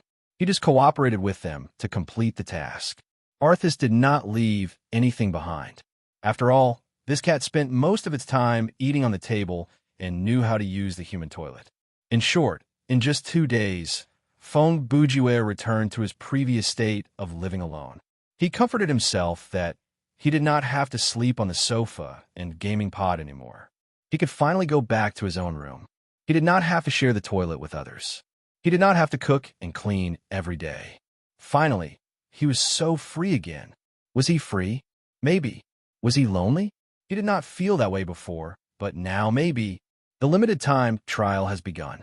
You have 47, 59, 30 remaining gaming time. When Feng Bujua walked in front of the touchscreen, this notification sounded first. Then, another sentence came. You have obtained the right to choose a new title. You can choose to adopt all the titles you have used before or keep your current title. Before he finished speaking, a game menu automatically popped up in front of Brother Ju. On the menu, there was a row of titles that Brother Ju had used before, including Cold-Blooded Headcracker, Unpredictable Fanatic, Plot Explorer, Vanguard of Darkness, Hate Gatherer, and the title he was currently using, Sly Schemes. Other than that, there was a pending option, which meant that he didn't have to choose immediately. He could consider it later. After all, he could keep this option for 24 hours. The game menu has been upgraded as well. Feng Bujua mumbled to himself as he moved his gaze. When he moved his focus to a certain title, a small window would open next to the title, and it would list the abilities of the title as well as a detailed description. Brother Ju did not look at each option in detail because he remembered the abilities of these titles very clearly. Therefore, without hesitation, he chose the title, Vanguard of Darkness. You have chosen Vanguard of Darkness. The next second, the announcement came again, and Brother Ju was presented with the options of confirm and cancel. After confirming, his title changed instantly, and the system said, "Your title has been changed." After that, Feng Bujua's expression did not change much. He turned his gaze rather woodenly to the touch screen and prepared to join the queue. Normally, Brother Ju would have gone to the storage room to prepare or to deal with the mail like he usually did, but today, he was not in the mood. There was only one thing he wanted to do: throw himself into the solo nightmare scenario and focus on the plot and puzzles. That was better than letting his mind wander and adding to his worries. Feng Bujua, level 50-inch, please select the game mode that you wish to join. You have chosen Solo Survival Mode, Nightmare. Please confirm. Confirmed. Generating scenario. Downloading. Please wait a moment. At that point, Feng Bujua had lost control of his body, and the teleportation had started. Welcome to Thriller Paradise. Then, a young man's hoarse voice entered his ears. Download complete. You're currently in Solo Survival Mode, Nightmare. A scenario introduction is provided in this mode, and there is a chance of triggering hidden side missions and special world building. Reward for clearing the scenario. Randomly draw 4 puzzle cards. The scenario introduction will be played soon. The game will start immediately after that. Creak, creak. Following the sound of a metal door being pushed open, the introductory cinematic started. A corridor appeared before Feng Bujua's eyes. The corridor was made from cement, and the color was gray. Above it was a row of white, old-looking chandeliers. Huh, phew. Then, heavy breathing drifted into Brother Ju's ears. At the same time, the camera started to move forward at a slow, undulating speed. At this point, Feng Bujua could confirm that he was watching the cinematic from the perspective of a character in a scenario, and the breathing that he heard was the voice of this character. In the 1940s, a top-secret experiment project was carried out in an underground lab. The 1940s. Feng Bujua's mind raced. The Manhattan Project? Japan's Unit 731? Or one of the many experiments of a certain German chancellor? A group of scientists from a former Soviet Union decided to conduct an experiment on how humans would react to sleep deprivation. Oh, once the narration finished, Feng Bujua understood. The former Soviet Union's sleep experiment. Brother Ju knew a thing or two about this former Soviet Union sleep experiment, but it was hard to tell how the scenario generated by Thriller Paradise would turn out, so Feng Bujua paid close attention to the narration. They chose 5 political war criminals from World War II as their test subjects. These people were told that as long as they could stay awake for 30 days, they would gain their freedom. Clang. Suddenly, the sound of metal clashing came from behind the camera. Almost at the same time, the camera turned 180 degrees, but in the picture, there was still only a gray corridor, and there was no one there. Ha! Ha! The breathing became more urgent. It was clear that the main character of the cinematic was very afraid. Even though he turned back to confirm that he did not see anything, he still picked up his pace. They were trapped inside a hidden room, and there was a constant presence of gas inside the room that could keep them excited. The scientists communicated with them through a hanging window and a microphone. Dong, dong, dong. 2 seconds later, there was another strange sound. This time, it sounded like footsteps. Oh, God, please. The man who was leading the cinematic from the first-person perspective mumbled a line in a very soft voice and started to run forward. They were provided with food that could last them for a month, some books, running water, toilets, and several beds. Just like that, the experiment began. Ha! Ha! I'm almost there. I'm almost there. You can do it, Andre. You won't die here. Andre introduced himself as he staggered to the corner ahead. Then, the moment the scream left his mouth, the cinematic shook violently, and the lights in the corridor disappeared. Then, in the oppressive darkness, a mummified face flashed across the camera. Or rather, it had an excited smile on his face. After this fleeting but hair-raising scene, the introduction came to an end. This meant that the scenario had begun. Main mission has been triggered. The system notification came quickly. The moment Fong Bujue regained control of his body, the system notification appeared in his ears. It took less than a second for him to confirm the following things. First, his inventory and skill bar were locked, and he could not use his sorcery weapon. Second, his physical fitness was no different from a normal person's. The buffs from his equipment were no longer effective, and his vision was sealed. Third, the content of the mission was escape from the experimental base. I can't see anything. The second after he regained his consciousness, Fong Bujue reached out to touch the ground around him. At that moment, he was sitting with his back against the wall. Based on the feeling that came from his hands, he should be sitting on the cement floor. There was only darkness before his eyes, and he could not even see his own fingers. As an experienced player of Thriller Paradise, Fong Bujue knew very well that, under such conditions, there was a high chance that he would have something like a flashlight lying around him. 5 seconds later, Brother Bujue did feel something on the ground not far away from his right. A cold hand. Imagine a person who, after watching a first-person horror video, was immediately thrown into a dark and unfamiliar environment and conveniently touched a cold hand on the ground. If you were such a person, how would you react at this moment? In any case, Fong Bujue's reaction was to follow the hand and continue to feel. Soon, he felt the sleeves, the collar, and the sticky liquid. He did not know what this liquid was, but he was sure it was not blood because this thing did not have the smell of blood and did not have that kind of stickiness. Brother Bujue did not stop because of the disgusting feeling. He continued to feel down.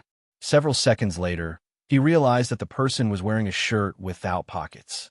It felt like a long johns, but it was thicker than a normal long johns. A restraining suit for a mental patient. When Brother Bujue touched the waist, he came up with this speculation. He was very fast. In less than 5 seconds, he found a belt and buckle at the back of the clothes, confirming his theory. He also found that the person he was touching, the right foot and head were gone. Furthermore, the shape of the 2 wounds was a bit strange. It was not easy to determine by touching. He had to think of a way to see it. There's nothing, after searching the body and the 1-meter radius around it. Fong Bujue still could not find any light source. In fact, other than the unknown liquid on his hand, he did not find anything, and that disappointed him. However, Brother Ju did not think that this was strange. After all, it was nightmare mode, and it was unreasonable. If it's not around me, then I'll have to expand the search area. Fong Bujue thought to himself as he stood up and used the wall beside him to support himself. To find out the general size of this space, the most efficient way is undoubtedly to shout.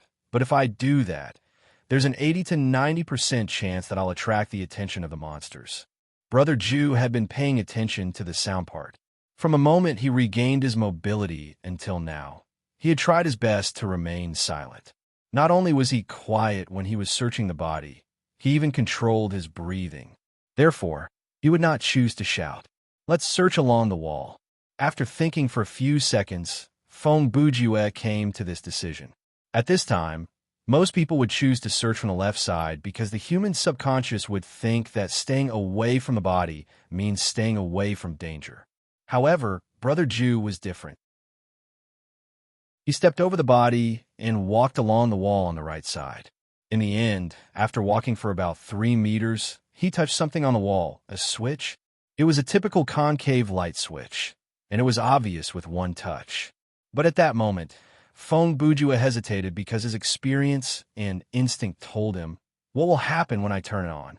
Of course, even if he knew this, there was no reason not to turn the switch on.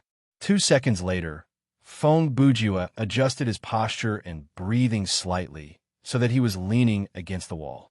Then, he turned the switch up. Buzz. Following the sound of the switch, a white light came on. What entered Feng Bujue's sight was a square room about 8 meters long, and the source of light came from a light bulb at the top of the room. The room was almost empty. The only exit was a metal door. The door was right next to the light switch. If Feng Bujue took 2 more steps forward, he would be able to touch the door frame. Other than that, even though there were no windows in the room, there was a mirror on the wall opposite from Feng Bujue. It was a large mirror that was 2 meters wide and 1 meter tall. The mirror was embedded in the cement wall, and the bottom of the mirror was about 1 meter above the ground. For some reason, when Feng Bujue's eyes met the mirror, he had a feeling that at this moment, on the other side of the mirror, someone, or rather, something was looking at him. Chapter 1129. As Feng Bujue had been in a pitch-black environment for quite some time, his eyes had yet to adjust to the light. However, he didn't spend too much time adapting to the light. After a few seconds, he was able to see normally. His gaze immediately shifted to the corpse beside him. It was indeed a corpse wearing a restraining gown. The corpse's head and right leg were missing. Just as Brother Ju had predicted, the blood that flowed out of the wound was not blood, but some sort of odorless, greenish liquid. This is strange. Feng Bujue glanced at the body and then lowered his head to look at his own hands. By then, there was still some sticky liquid on his hands. This liquid doesn't glow in the dark? He did not dwell on this question for too long. He walked towards the metal door not far away. Asterisk click. Asterisk, there was no system notification, but when he turned the doorknob, there was a clicking sound. It was a sign that the door was locked. Oomph. As expected, Feng Bujue muttered to himself as he walked towards the mirror. Soon, he was in front of the mirror. He extended a finger and placed it vertically on the surface of the mirror. A one-way mirror. Brother Ju looked at the reflection of his finger in the mirror and thought to himself. What he was using now was a very simple finger test. Place your finger on the surface of the mirror. If there was a certain distance between your finger and the reflection, it meant that it was a normal mirror. If the reflection was close to your finger, it meant that it was a one-way mirror. Behind the mirror was a piece of glass that could be seen through. Even though this method was not 100% effective, if the reflective layer was sandwiched between 2 pieces of glass, the finger test would be difficult to detect. He had succeeded. Of course, even if the finger test did not work, Brother Ju was 90% sure that the mirror in front of him was a one-way mirror. This was because, from a functional point of view, it was either an interrogation room or an experimental container. If it was a prison cell, there was a problem. Even if there was no bed in the cell, there should at least be a toilet. Otherwise, the cell would turn into a sewer-less toilet in a few days. In that case, since it was an interrogation room or an experimental container, there would definitely be surveillance cameras. In the 1940s, although there was already the technology to record video, it was still 30 years before the invention of surveillance cameras. Therefore, the surveillance method used back then was basically one kind, relying on people to keep an eye on them. If it was in a prison or similar place, it would be enough to send guards to watch through the bars or windows. In such a secret underground experimental base, most of the observations and recordings were made through one-way glass. I keep having the feeling that There's someone staring at me from behind the mirror, Feng Bujua said. But it's just a pure intuition. Without any evidence. I can't make any assertions. He stared at the mirror for a few seconds and thought, regardless, it's impossible to break this mirror with bare hands without any tools. After all, this is a military-grade facility. It's reasonable to use bulletproof glass behind the one-way mirror. Thinking of this, he prepared to turn around and look at the corpse. Unexpectedly, foo-foo, foo-foo. At that moment, there was a sudden sound of cloth rubbing against the ground. Through the reflection of the mirror, Feng Bujua saw that the corpse on the ground, which had lost its head and right leg, suddenly began to squirm. What do you mean? Seeing this, Brother Ju immediately turned around and stared at the corpse vigilantly. Without a head, there would be no brain. In order to make a body without a brain move, there would have to be some kind of power. In the span of a breath, he had already come up with 3 hypotheses. 1. An engineering-type remote control device. 2. A microbe or chemical weapon. And 3. A supernatural cause. Foo-foo. Foo-foo. After a few seconds, the corpse began to squirm even more violently, but there seemed to be no pattern to its movements. It was like a fish that had been fished out of the river. Speaking of which, why didn't it move at all when I touched it just now? While Feng Bujua was thinking, he took a few steps away from the corpse. The difference between just now and now is... Thinking of this, he instinctively glanced at the light on the ceiling. Light, he whispered to himself. Then, what's the theory? Suddenly, a thought flashed through Brother Ju's mind. The next second, he looked down at his hand. I see. Seeing that the remaining mucus on his hand was brighter than before, Brother Ju immediately had an idea. In order to verify his speculation, Feng Bujua immediately did something that ordinary people would not do. He quickly walked back to the light switch, raised his hand, and turned off the light again. This time, the room did not completely turn dark because the fluorescent mucus emitted a little light in the darkness. However, almost as soon as the light appeared, it began to dim at a speed that was discernible to the human eye. About 7 to 8 seconds later, the mucus on Feng Bujua's hand completely stopped glowing. The mucus that flowed from the corpse's neck and ankle only lasted for about 20 seconds. When the fluorescence on the mucus completely disappeared, the corpse stopped moving again. At least, from the sound of it, it was not moving anymore. Whether it was when the light was on or when the light was off, my hand did not feel anything strange. Feng Bujua said calmly in the dark, "This means that the mucus does not work outside the body. It has to enter the body's circulatory system," he thought as he walked toward the corpse. As for this guy, his entire body should be filled with the mucus. Not long after, Feng Bujua squatted down and used his hand to check the wound on the corpse again. Oh, Bones saw. When he first searched in the dark, he was not sure. Now that he took a closer look under the light, everything became clear, and the feeling that the wound gave me. When he was sawing, there was no sign of struggle. After confirming all that, Feng Bujua turned the corpse over and undid the straps on the back of the robe. Seeing this, if you think that Feng Bujua is doing this out of humanitarianism, then you must be a very naive and kind person. If you think that Feng Bujua is trying to take off the corpse's clothes to do something dirty to the headless corpse, then I suggest that you go see a psychiatrist or turn yourself in at the police station as soon as possible. In reality, Brother Ju was only trying to remove the metal buckle on the rope.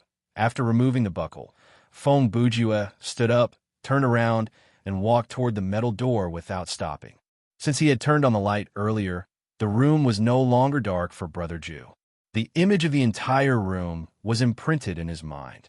With his trained sense of distance down to the centimeter and his control over his steps, even with his eyes closed, Feng Bujua could move freely in the room. Okay, the 1940s. If I'm not mistaken, they were using marble locks. Feng Bujua pulled out the iron pin from the buckle and inserted it into the keyhole of the metal door. Traditional things are not so easy to get. He was speaking from experience. According to Feng Bujua's experience in picking locks, the more old-fashioned the lock was, the more difficult it was to unlock the door. Security doors from the early 21st century were the easiest to open.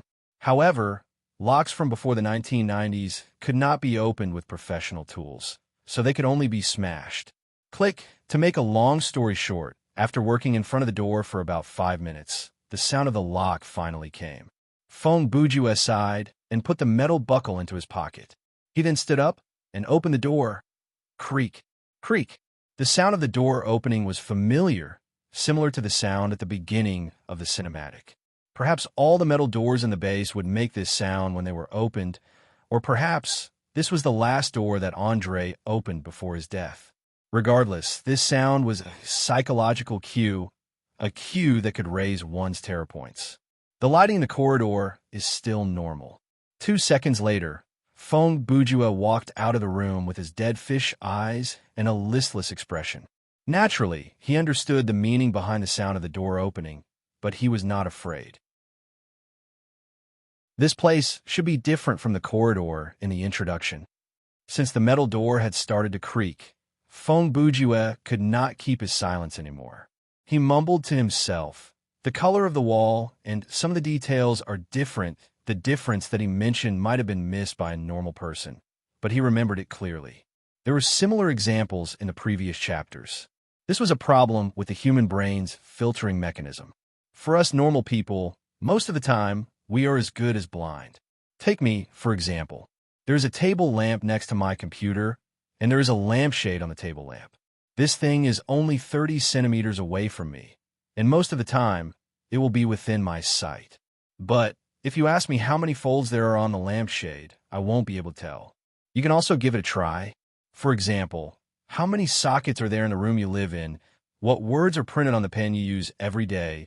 What is the first book on the top right of your right hand? Can you answer without taking a look?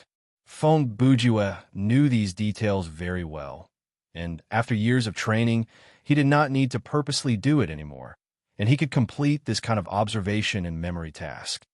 There is no fork in the road. After a few seconds of observation, Brother Ju realized that the room he was in was at the end of a corridor, and the door was facing the corridor. In other words, I can only walk in this direction, and this direction. He looked back at the room behind him. It is the room behind the mirror. After thinking for a few seconds, he closed the metal door behind him until there was only a small gap left. Then, he continued to walk down the corridor. Ah, there is indeed. After a few steps, Feng Bujue noticed a few drops of fluorescent liquid scattered on the ground in front of him. Let me see, where did you guys take the head and the leg? Based on Brother Ju's speculation, the head and leg of the body had undoubtedly been sawed off and taken away, and there was definitely more than one person who had done this. If it was done by one person, halfway through the sawing, the body would react violently due to the fluorescent liquid flowing out from the body and reacting with the light. In that case, even if the person could finish the sawing, the body's wounds would be a mess. Therefore, this job had to be done by several people. The head and the leg had to be sawed off at the same time. After sawing off both sides, they had to turn off the lights and leave. And when the group of people came to the corridor with the head and feet, because there were lights in the corridor, the two sawed-off parts would definitely react. This would very likely cause the fluorescent liquid to spill out and drip onto the ground. If I work as a cleaner here, the salary must be very high. Feng Bujue followed the fluorescent liquid. After turning a corner, he saw another metal door. However, the fluorescent liquid did not stop at the door, so it was clear that the head and the leg had not been taken into this room. Feng Bujue walked to the door, and with the intention of giving it a try, he reached out to turn the doorknob, but it was locked. Since it could not be opened, he was relieved and decided to move forward first. After walking for another 20 meters and turning another corner, a third room appeared. The traces of the fluorescent liquid also disappeared at the door of this room. The door of this room was not made of metal, but a movable door made of 2 whiteboards, the kind commonly used in hospital emergency rooms. Feng Bujue knew that he had come to the right place. He crept over and stood at the door, holding his breath and listening for a while. But he did not hear any movement. So, he gently pushed the door open, Just the gap between the door and the door was enough for the heavy smell of disinfectant to leak out of the room. Feng Bujue did not pay much attention to the smell. He steadily pushed the door open about half a meter and peeked inside. The light in this third room was already on. Brother Ju glanced inside. He saw a few yellowed walls, a pile of medical equipment, a pile of experimental equipment of unknown use, and an area surrounded by curtains that seemed to be a hospital bed. Other than that, there was a floor full of fluorescent liquid. Very good. Feng Bujue was relieved when he saw that there was no living person in sight. He quickly went in. I'll get a set of surgical tools. Murder, first aid, carpentry. I'll do everything, he said to himself in his heart as he approached the wheelbarrow full of surgical tools beside the hospital bed. Just as he came to the wheelbarrow and was about to pick a few items for self-defense, suddenly, ugh, a bone-chilling groan came from the corridor outside the door. Chapter 11:30.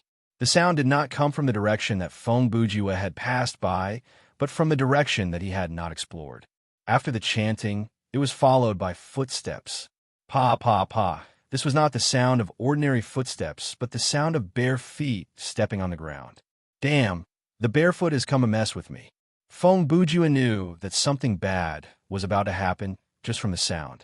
In a nightmare mode scenario, especially with the setting that limited the player's power, being ambushed by a monster had a high chance of instant death. This was something that even players who did not have any experience in nightmare mode knew, much less someone like Feng Bujue, who came in nightmare mode every few days.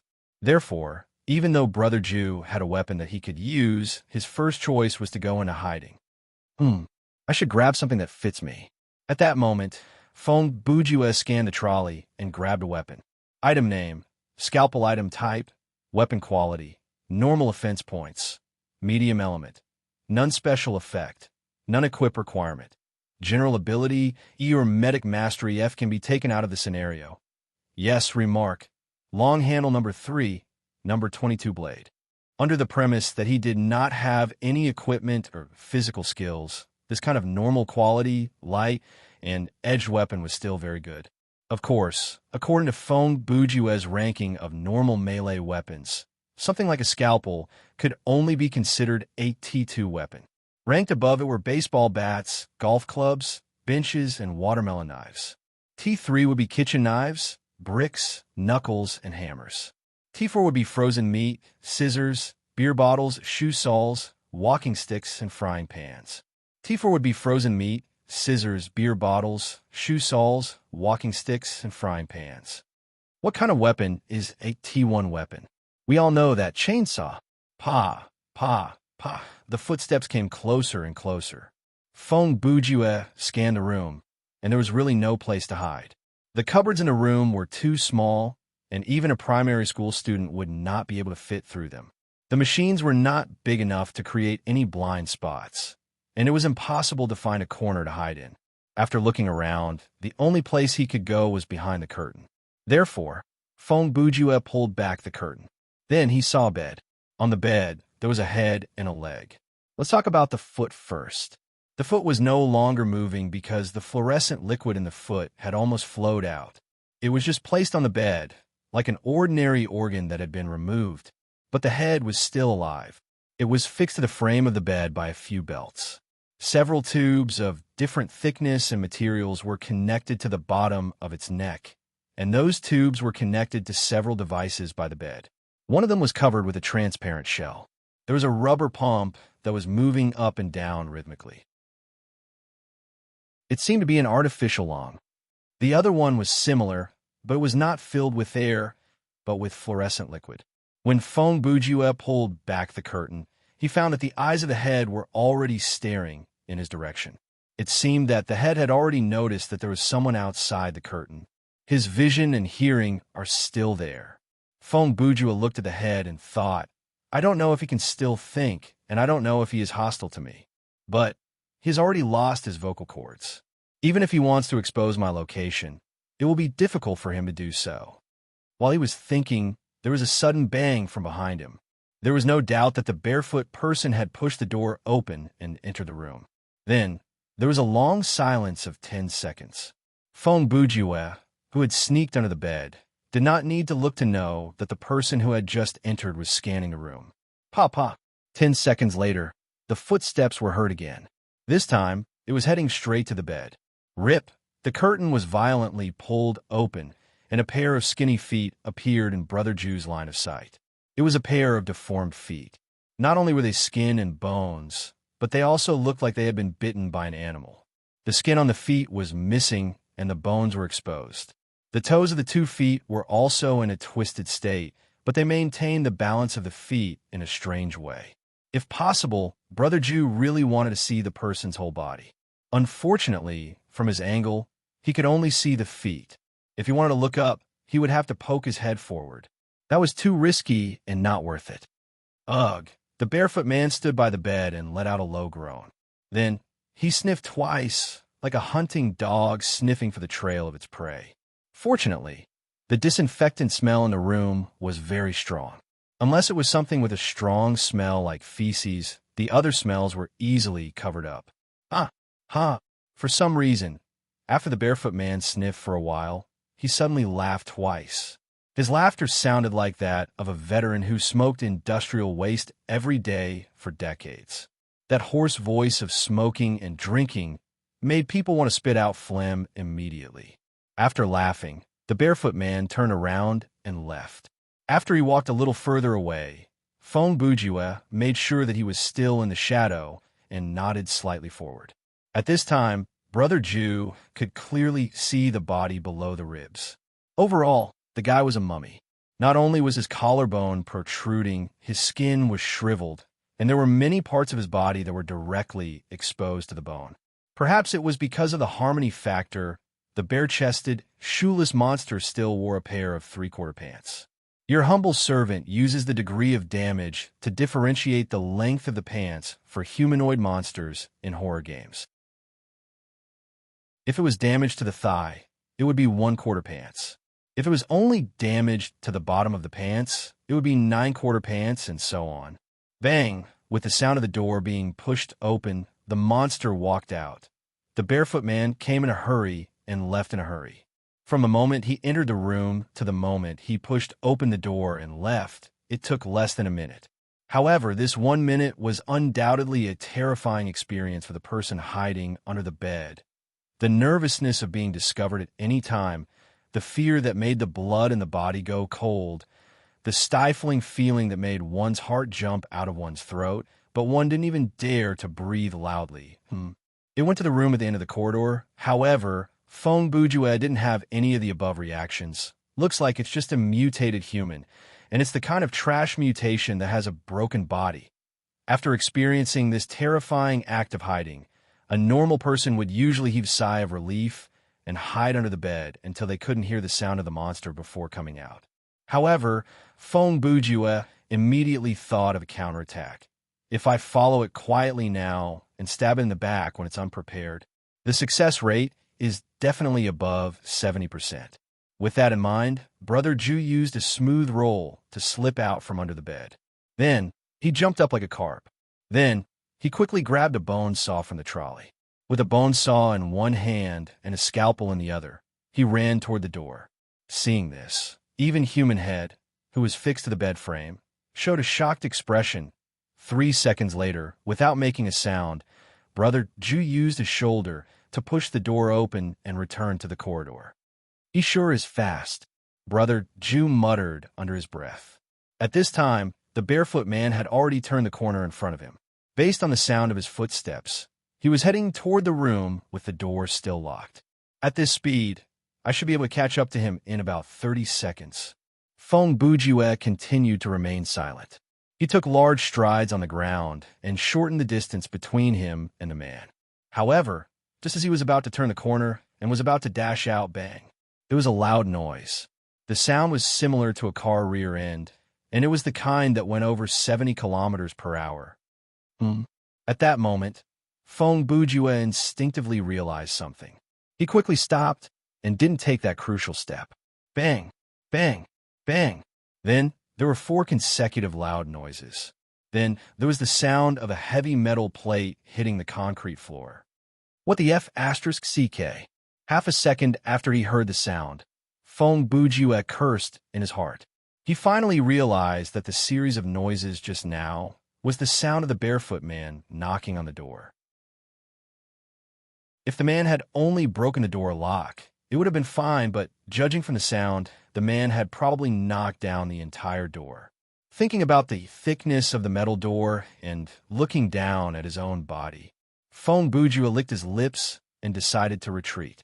After a while, Human Head, who had watched Brother Ju leave with a shocked expression, looked at Brother Ju with a confused expression as he returned to the room and crawled under the bed.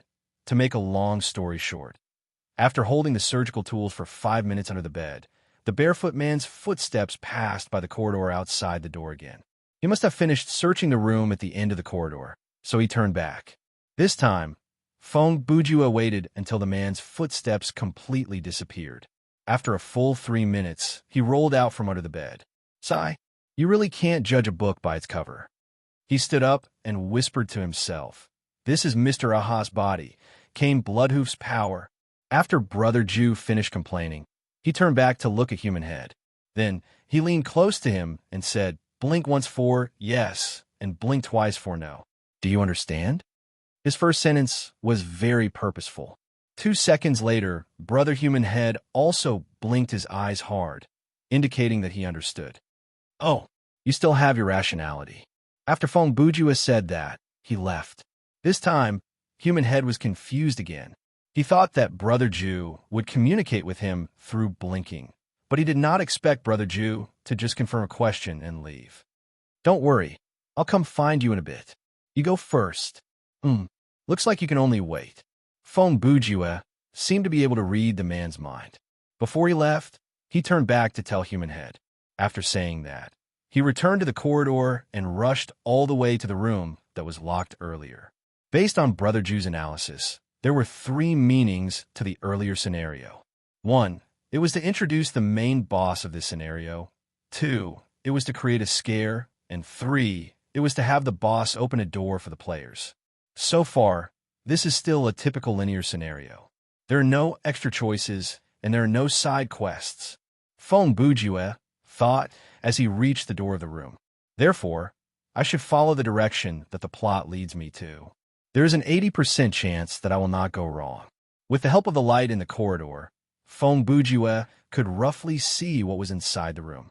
It was a square room about 5 meters long, smaller than the room that Brother Ju had been in earlier. By then, the metal door of the room had been knocked away and fell to the ground. In the middle of the room stood a large shadow, and it was motionless.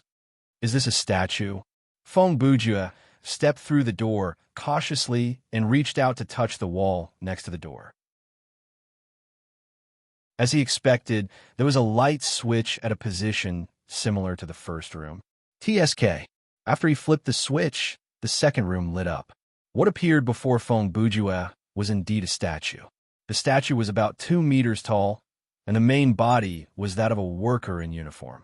There was nothing strange about its base and body, but the neck of the statue did not have a human head but a set of tools.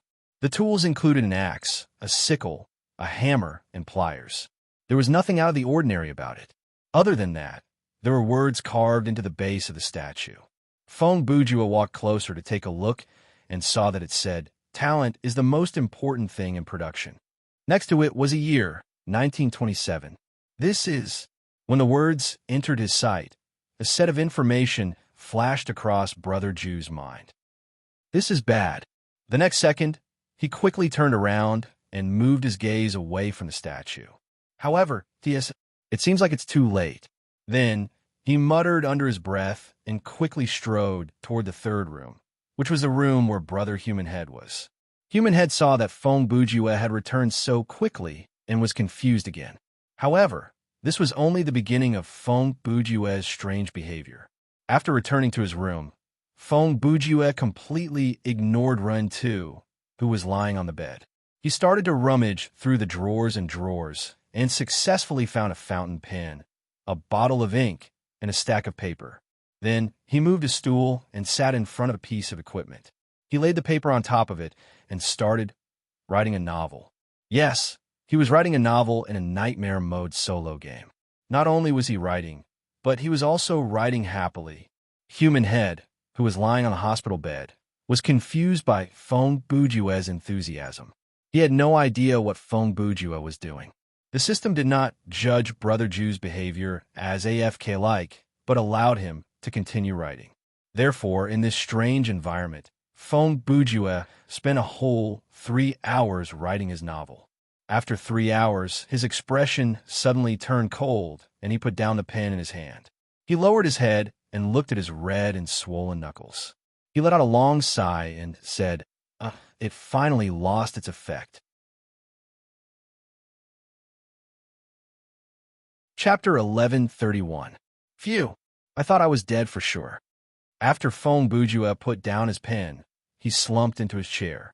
In the end, I wasn't judged as AFKing, and no monster came to mess with me in the past 3 hours. He mumbled to himself as he looked at the papers in front of him.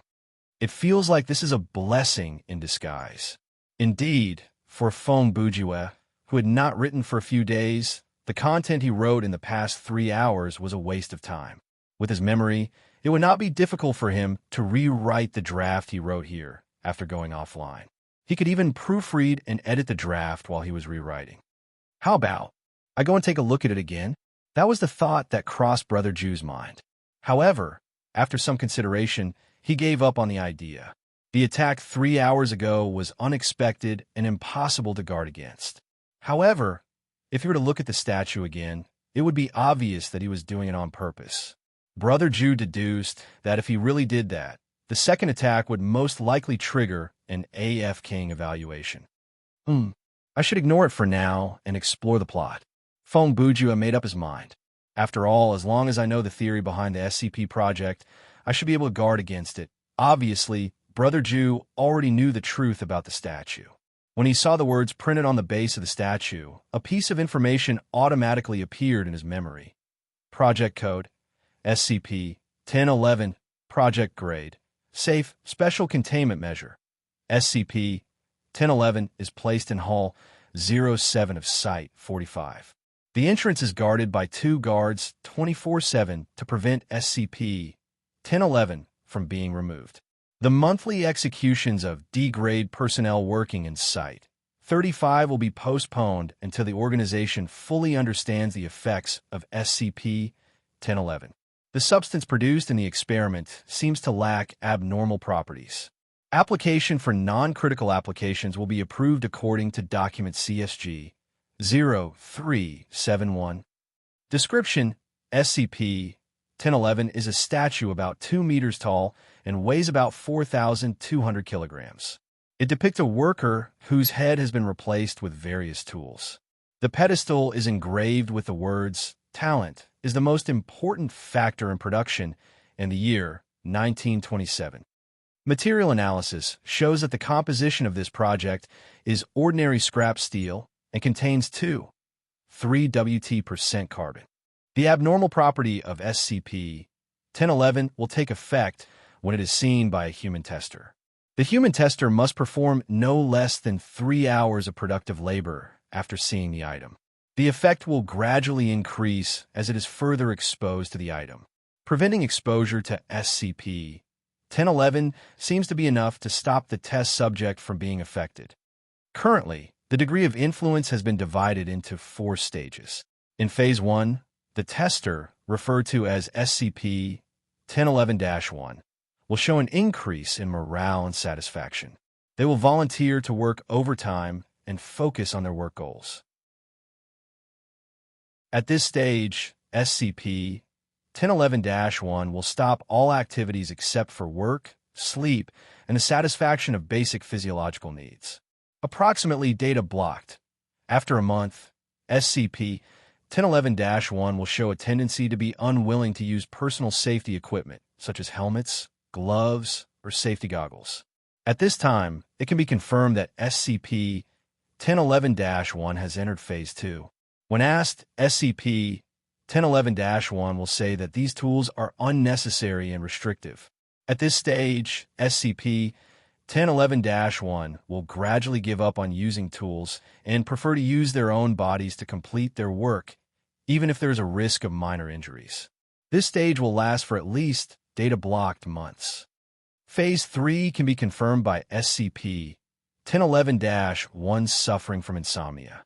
The testers will gather together and stare at SCP-1011 to replace sleep. They will stare at the item for a long time, without moving for an average of 3 hours per day. The effect of Phase 2 will also be strengthened in this stage, evolving into completely abandoning the use of tools and machines. They will actively use teamwork to replace the work of machines with humans. At this stage, SCP-1011-1's body will start to transform into a form that can facilitate their work goals and ignore pain. The duration of this stage has not been confirmed. In the only known record, the situation caused by SCP-1011 has entered Phase 4, the final stage. At this stage, SCP-1011-1 will use each other as production materials, causing the affected factory's population to sharply decrease. Although the Foundation has conducted a large number of experiments to find the conditions that may trigger this stage, their attempt to induce the final stage among the D-grade personnel of Site-35 has not been successful. Recovery record. On the data blocked, month, data blocked, 1947, in front of the data blocked steel mill, now Site-35, in the RSFSR, Russian Soviet Federative Socialist Republic of the Soviet Union, an official inspected the mill as part of a major award process in order to recognize the mill for its long record of being among the best in the world in terms of output. At this time, SCP-1011 attracted the Foundation's attention.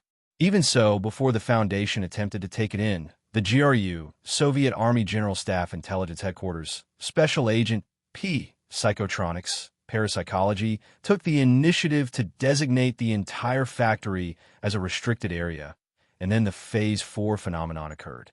After the collapse of the Soviet Union in 1991, the Foundation's special agent used the name of the Foundation's subsidiary company to purchase the closed and sold factory from the Russian Federation for, redacted, USD.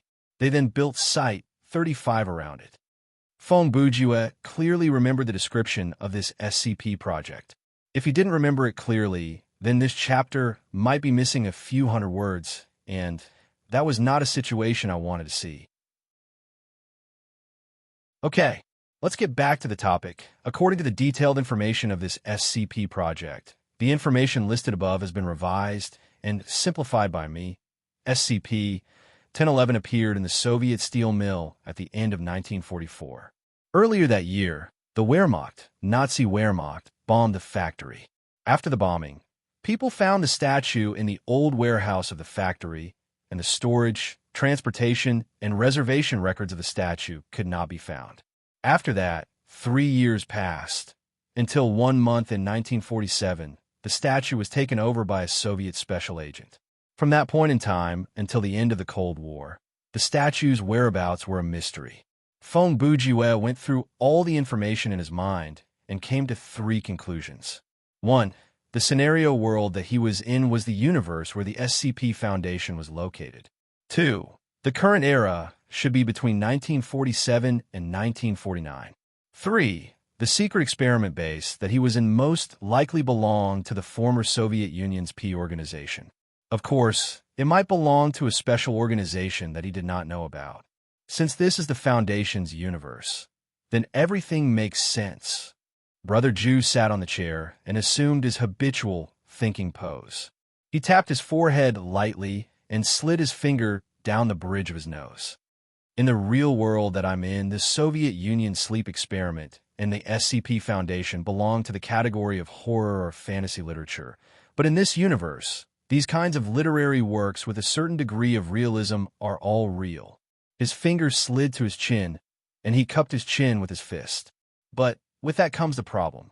He turned his head to glance at Brother Rintu on the bed and thought, this universe has more than just black technology. Fantasy, science fiction, magic, religion, and so on. This place has everything. It's hard to tell what I'm dealing with in this scenario. With that in mind, he stood up and diverted part of his attention to conduct deductive reasoning while the rest of his attention was placed on searching this room. This third room, let's call it the surgery room for now. There were quite a lot of things in the surgery room. Other than the tools that could be used to injure people, there were also quite a number of tools like alcohol, cotton, bandages, anesthetics, syringes, tweezers, and rubber tubes. After Fong Bujue sorted through these things, he picked out those that he thought would be useful. Those that were convenient to carry around, he placed them inside his shirt pocket, and those that were inconvenient to carry around, he placed them inside a toolbox. Then he started to look through the paper documents in the room, trying to find some useful information. This should work. Not long after, Fong Bujue found a stack of documents that were bound together inside one of the drawers. The title of the stack of documents was VN09. Looking at the first half of the document, one might think that it was a medical record, but after flipping through it, one would understand that instead of medical record, it was more like an experiment log. October 21st, experiment body E107 was sent into the experiment room. The cancer cells in the experiment body have spread on a large scale, and the amputated right foot has also become infected and diseased. October 22nd, E107 received an injection of VN09. The injection dose was 10 milliliters. Within a few minutes after receiving the injection, the experiment body said that the pain in his body had subsided. Reading up to this point, Fong Bujue was basically certain that VNO referred to a drug, and the meaning of the -9 was worth pondering over. Generally speaking, it meant that there were 8 other formulas that had been declared as failures. October 24th, the third day of the quantitative injection. E107's physical signs did not change significantly. October 25th, the injection dose was increased to 50 milliliters. E107's performance after receiving the injection was no different from before. October 26th, the injection dose was increased to 100 milliliters. E107 went into shock after the injection. After resuscitation, he fell into a coma. October 27th, the test results showed that the concentration of VNO9 in the experiment body's blood was increasing, and the color of his blood had also changed significantly. October 29th, E107 woke up from his coma. He was surprised and happy about the state of his body. According to his own statement, he felt that he had recovered his health. The physical examination results also showed that the diseased tissues in his body had mostly healed. October 31st, E107 received the 6th injection of VN09. The injection dose was 100 milliliters. There were no abnormal reactions after the injection. November 1st, E107 accidentally cut his finger. After seeing his own blood, he showed panic and anger. 3 minutes later, he used brute force to break free from the bed's bindings. He attacked 2 experiment personnel and the guards in an attempt to escape the facility. 12 minutes later, E107 was subdued. His left abdomen, right knee, and right shoulder were shot. November 2nd, E107's recovery speed was far beyond that of ordinary people. About 16 hours after the surgery, the 3 gunshot wounds on the experiment body had basically healed completely. November 3rd, the 7th injection. The injection dose was increased to 150 milliliters. E107 did not show any resistance. 14 minutes later, the experiment body's severed right foot suddenly ruptured. However, E107 did not show any signs of pain. November 5th, E107 grew a brand new right leg. November 6th, the 8th injection. The injection dose was increased to 250 milliliters. Due to E107's physical condition and his obvious attempt to escape, the injection site has been moved to Experiment Room 1. The injection will be carried out under the supervision of 6 armed guards. The record ended there.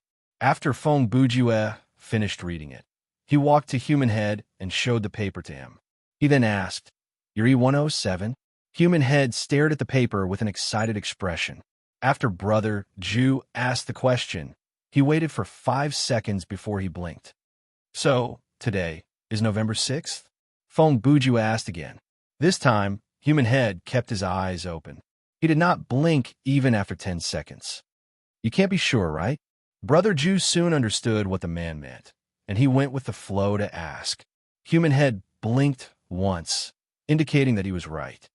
Feng Bujue thought about it and said, "Wait a moment. I suddenly have an idea." Before he finished, he turned around and started to clean up the items on the trolley next to him. 5 minutes later, in the corridor, Feng Bujue pushed the empty trolley with one hand and blocked his view with the other. He passed by the room where SCP-1011 was kept. After passing by the door of the room, Brother Jew did not have to worry about glancing at the statue again. He put down his hand and whistled. He was playing the classic whistling interlude of Twisted Nerve. The strange yet humorous melody was jarring in the empty corridor. When Brother Jew was whistling the third verse, he had returned to the original room, which was the door of Experiment Room 1. At this time, the metal door that he unlocked was completely open. It was obviously opened by the barefoot bro when he went in to search. After Feng Bujue entered the room, he did not turn on the lights.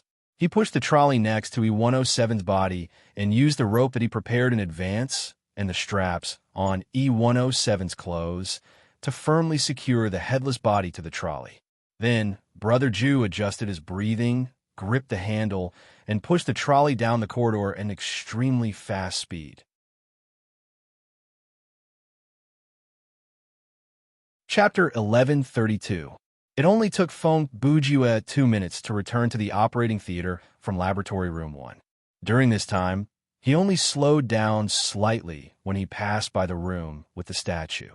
For the rest of the time, he ran as fast as he could. Even so, when he was halfway there, E-107's body began to move. Fortunately, Brother Jew had already considered this and tied the body tightly. No matter how hard it struggled, it wouldn't fall off the trolley. Bang! At this point, Feng Bujue no longer cared about making a sound. He pushed the trolley through the door and rushed into the operating theater. As soon as he entered the operating theater, he pushed the trolley to the side of the bed. Then, he took the hanging curtain that he removed earlier and quickly covered it with the trolley. E-107's body moved under the hanging curtain for about half a minute, and then it stopped moving. Phew! Feng Bujue let out a long sigh and said, "Not bad. The plan went well." He turned his face and looked at E-107's head. To be honest, if your body struggled out of the trolley in the corridor, it would be troublesome. He spread his hands. "I don't have the confidence to drag your struggling body all the way back with my bare hands. If that happened, I'm afraid I'll have to find a way to break all the light bulbs in the corridor. When your body stops moving, I'll try again." E-107 was a good listener. Because it couldn't speak, it could only look at Brother Jew. Feng Bujue didn't need it to say too much because he was very good at reading people's minds. "You must be wondering what I'm going to do with your body, right?" After E-107 heard this, it blinked. "Huh, actually it's obvious, isn't it?" Feng Bujue continued with a smile. "I'm going to connect your head back to your body."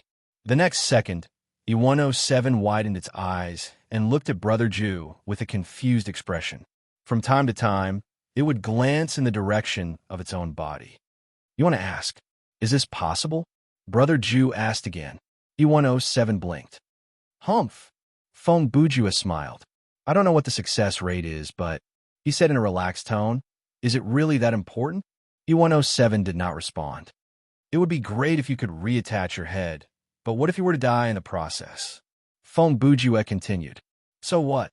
He tilted his head. "It's better than keeping your current appearance, right?"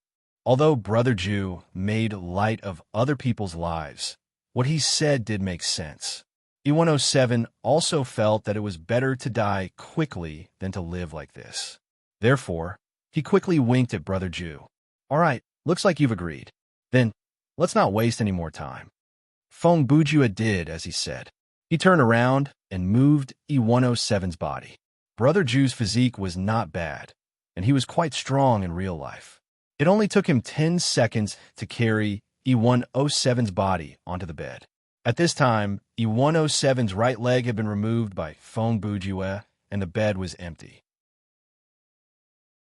After Brother Jew laid E-107's body flat, he removed the man's head from the headboard and pulled out all the tubes that were connected to the head. At that moment, A painful expression appeared on E107's face, but the pain did not last long. In less than 2 seconds, Brother Jew had reattached his head back to his body. The moment the wound on his neck touched, E107 no longer felt any pain. G-U-H. Ugh. Then E107 lay there steadily, and his throat kept making strange noises. Feng Bujue did not bother to shut him down. Instead, he silently calculated the time.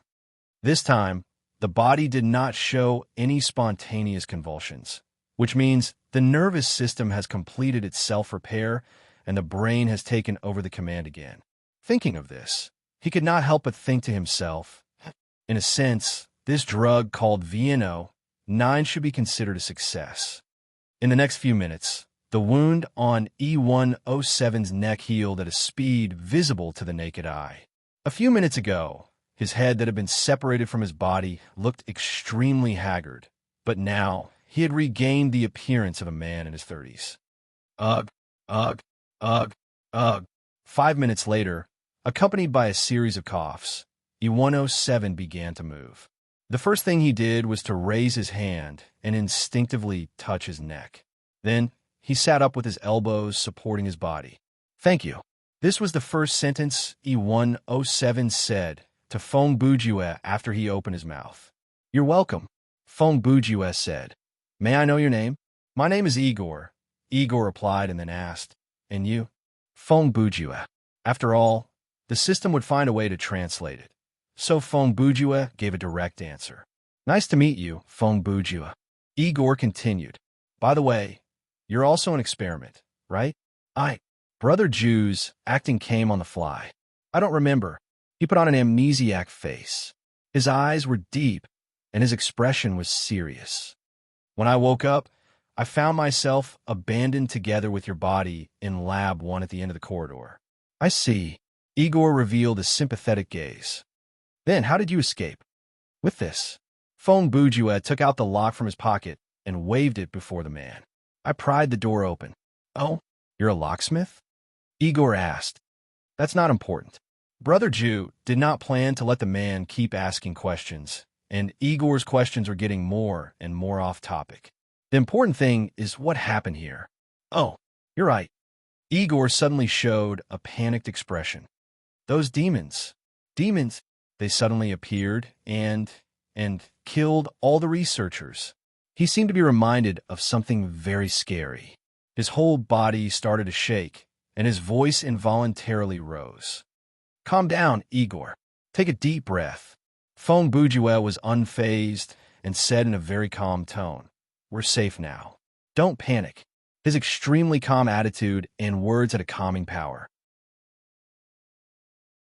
What happened earlier? Please tell me slowly and in detail. Huh. Igor quickly took a few deep breaths to calm himself down. Then, he looked into Brother Jew's eyes and said, It's the demons. It has to be. What demons? What do they look like? What do they do? Feng Bujue understood that in the face of such an incoherent guy, he had to point out the logic and organization of his answers. It's the kind that came in when you were hiding under the bed, Igor replied. They killed all the researchers. You saw it? Feng Bujue asked. Igor swallowed hard. I woke up from a coma, and I found that my body was gone, and I couldn't scream even if I wanted to. At this point, he unconsciously reached out to touch his neck. They fixed my head to the bed frame, and it seemed that they wanted to dissect my feet first. Oh, yes, your feet. When Feng Bujue heard this, he casually reached out and took Igor's feet from a tray next to him. Try it. You should be able to put it back. Igor was still sitting on the hospital bed at this time. When he saw Brother Bujue handing over the foot, he took it somewhat woodenly, and then tried to put it back on the wound on his calf. Go on. They wanted to dissect you, and then? Feng Bujue immediately reminded him when he saw that Igor had stopped talking.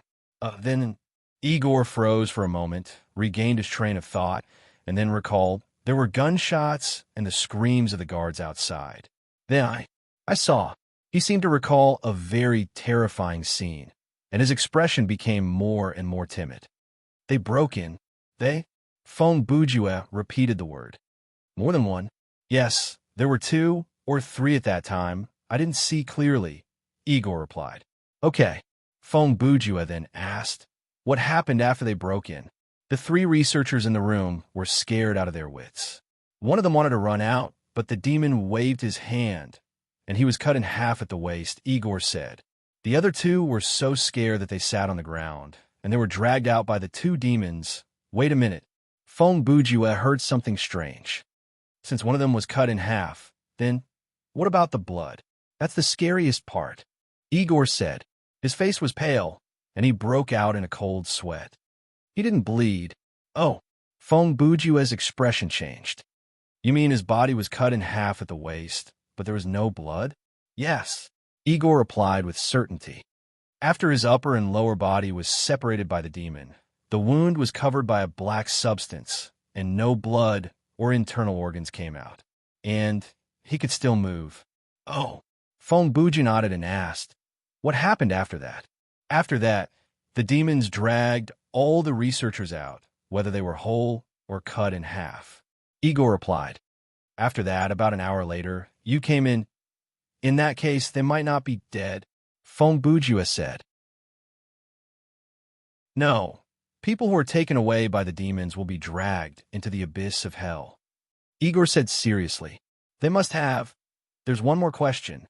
Feng Bujue did not intend to listen to Igor's talk about feudal superstitions. He interrupted. Why weren't you taken away? This question made Igor's expression change, and he fell into silence. After a while, he looked at his right foot that was gradually regaining feeling and muttered, maybe, I'm already a demon, huh? Feng Bujue laughed. No, you're not a demon. How do you know? Igor asked in return, and he said with some excitement, you saw it too. My head was chopped off before, but I'm still alive and well now. That kind of thing has nothing to do with whether you're a demon or not. Feng Bujue continued in a calm tone. You're alive because... As he spoke, he raised his hand and pointed to the container with the green liquid next to him. Your body has mutated under the influence of VNO9. So what the hell is that? Igor held his forehead and showed a pained expression. They told me at the beginning that I was here to receive medical assistance. Because I was injured in the war, seriously ill, and had no family. So I got this precious opportunity. He paused for half a second, and his hand hanging by his side suddenly clenched. But after I came, they injected me with that damn poison. They turned me into a monster. After saying that, he used his clenched fist to heavily knock on the low cabinet beside the bed. Unexpectedly, this punch actually made a hole in the top of the cabinet. That's not poison. Feng Bujue glanced at the low cabinet and said, it's some kind of drug in the experimental stage. How do you know? Igor heard this, and there was a flash of suspicion in his eyes. Oh, don't worry, I'm not one of them. Feng Bujue knew what Igor was suspicious of. He smiled calmly and said, I just made some inferences based on the experimental log and my personal observations. He paused for 2 seconds and said, I think the original design of this VNO drug should be used to improve the combat effectiveness of soldiers. But there must be many problems or defects in the formula used. So, the formula number 1 to number 8 all failed. At this point, Brother Jew raised his eyebrows and looked at Igor. But this VNO9, at least on you, the experiment was a success. Successfully turned me into a monster? Igor asked. No, not a monster, but a super soldier. Feng Bujue continued. Throw away your common sense and religious prejudice, and think about it again. When he said this, his tone was very bewitching. Now you have super strength, speed, endurance, and amazing self-healing ability. Even if you step on a landmine or get hit by a shell on the battlefield, as long as your head is not damaged, there's a great chance that you can recover on your own.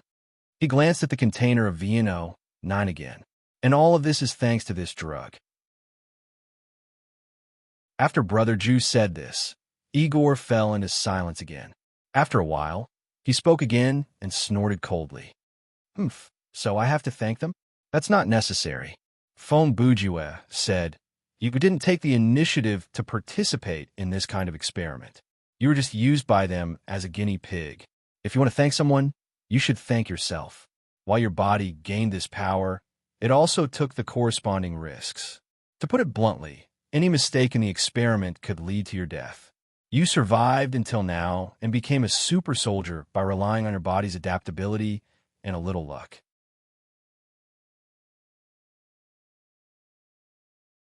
Chapter 1133. Igor could not immediately accept Feng Buju's theory, but he understood part of it. After thinking for a moment, Igor said, "Well, let's assume that I've really become what you said. A super soldier, but this still doesn't explain why those demons didn't take me away." "Oh, so you don't know the reason?" Feng Buju muttered. "Of course, I don't know," Igor immediately replied. "Well," Feng Buju thought for a few seconds and said, "So, according to your observation, those demons, did they do anything unusual to you?" He paused for half a second and added, "I mean, when you only had one head." This, Igor thought for a moment. Now that you mention it, he did notice something. "They seem to be unable to see me." "Unable to see you?" Feng Buju repeated this key word in an inquiring tone. "Yes," Igor nodded. "That means, when they looked at me, the focus of their eyes was never on me. It was as if I was the same as the bed frame behind me, all in the background." "Oh." Hearing this, Feng Buju immediately came up with a theory. "Do you think this has something to do with blood?" "Blood?" Igor showed a puzzled expression. "You said earlier that the researcher who was torn in two by them did not bleed a drop of blood under a strange effect." Feng Buju continued. "So I'm thinking that the ability of those demons may have some connection with human blood." "You mean?" Igor was not stupid. He responded belatedly, "Because there is no normal blood in my body, so in their eyes." Feng Buju continued. "You're like an invisible shadow." Igor thought for a moment and laughed dryly. Ha, ha, ha. "If that's the case, it's pretty good. It's pretty good." As Feng Buju spoke, he picked up the syringe and a few empty blood bags used to draw blood and walked to the container of VNO9 liquid beside the bed. Igor seemed to have guessed what the other party was going to do. "Mr. Feng, don't tell me you want to inject yourself with that too?" "No, I don't plan on doing that." Unexpectedly, Brother Ju gave a negative answer.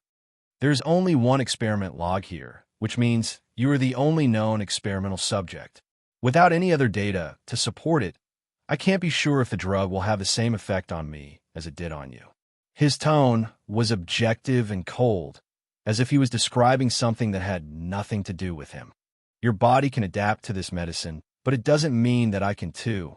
Besides, even if you're a successful example, you've experienced several near-death situations during the experiment.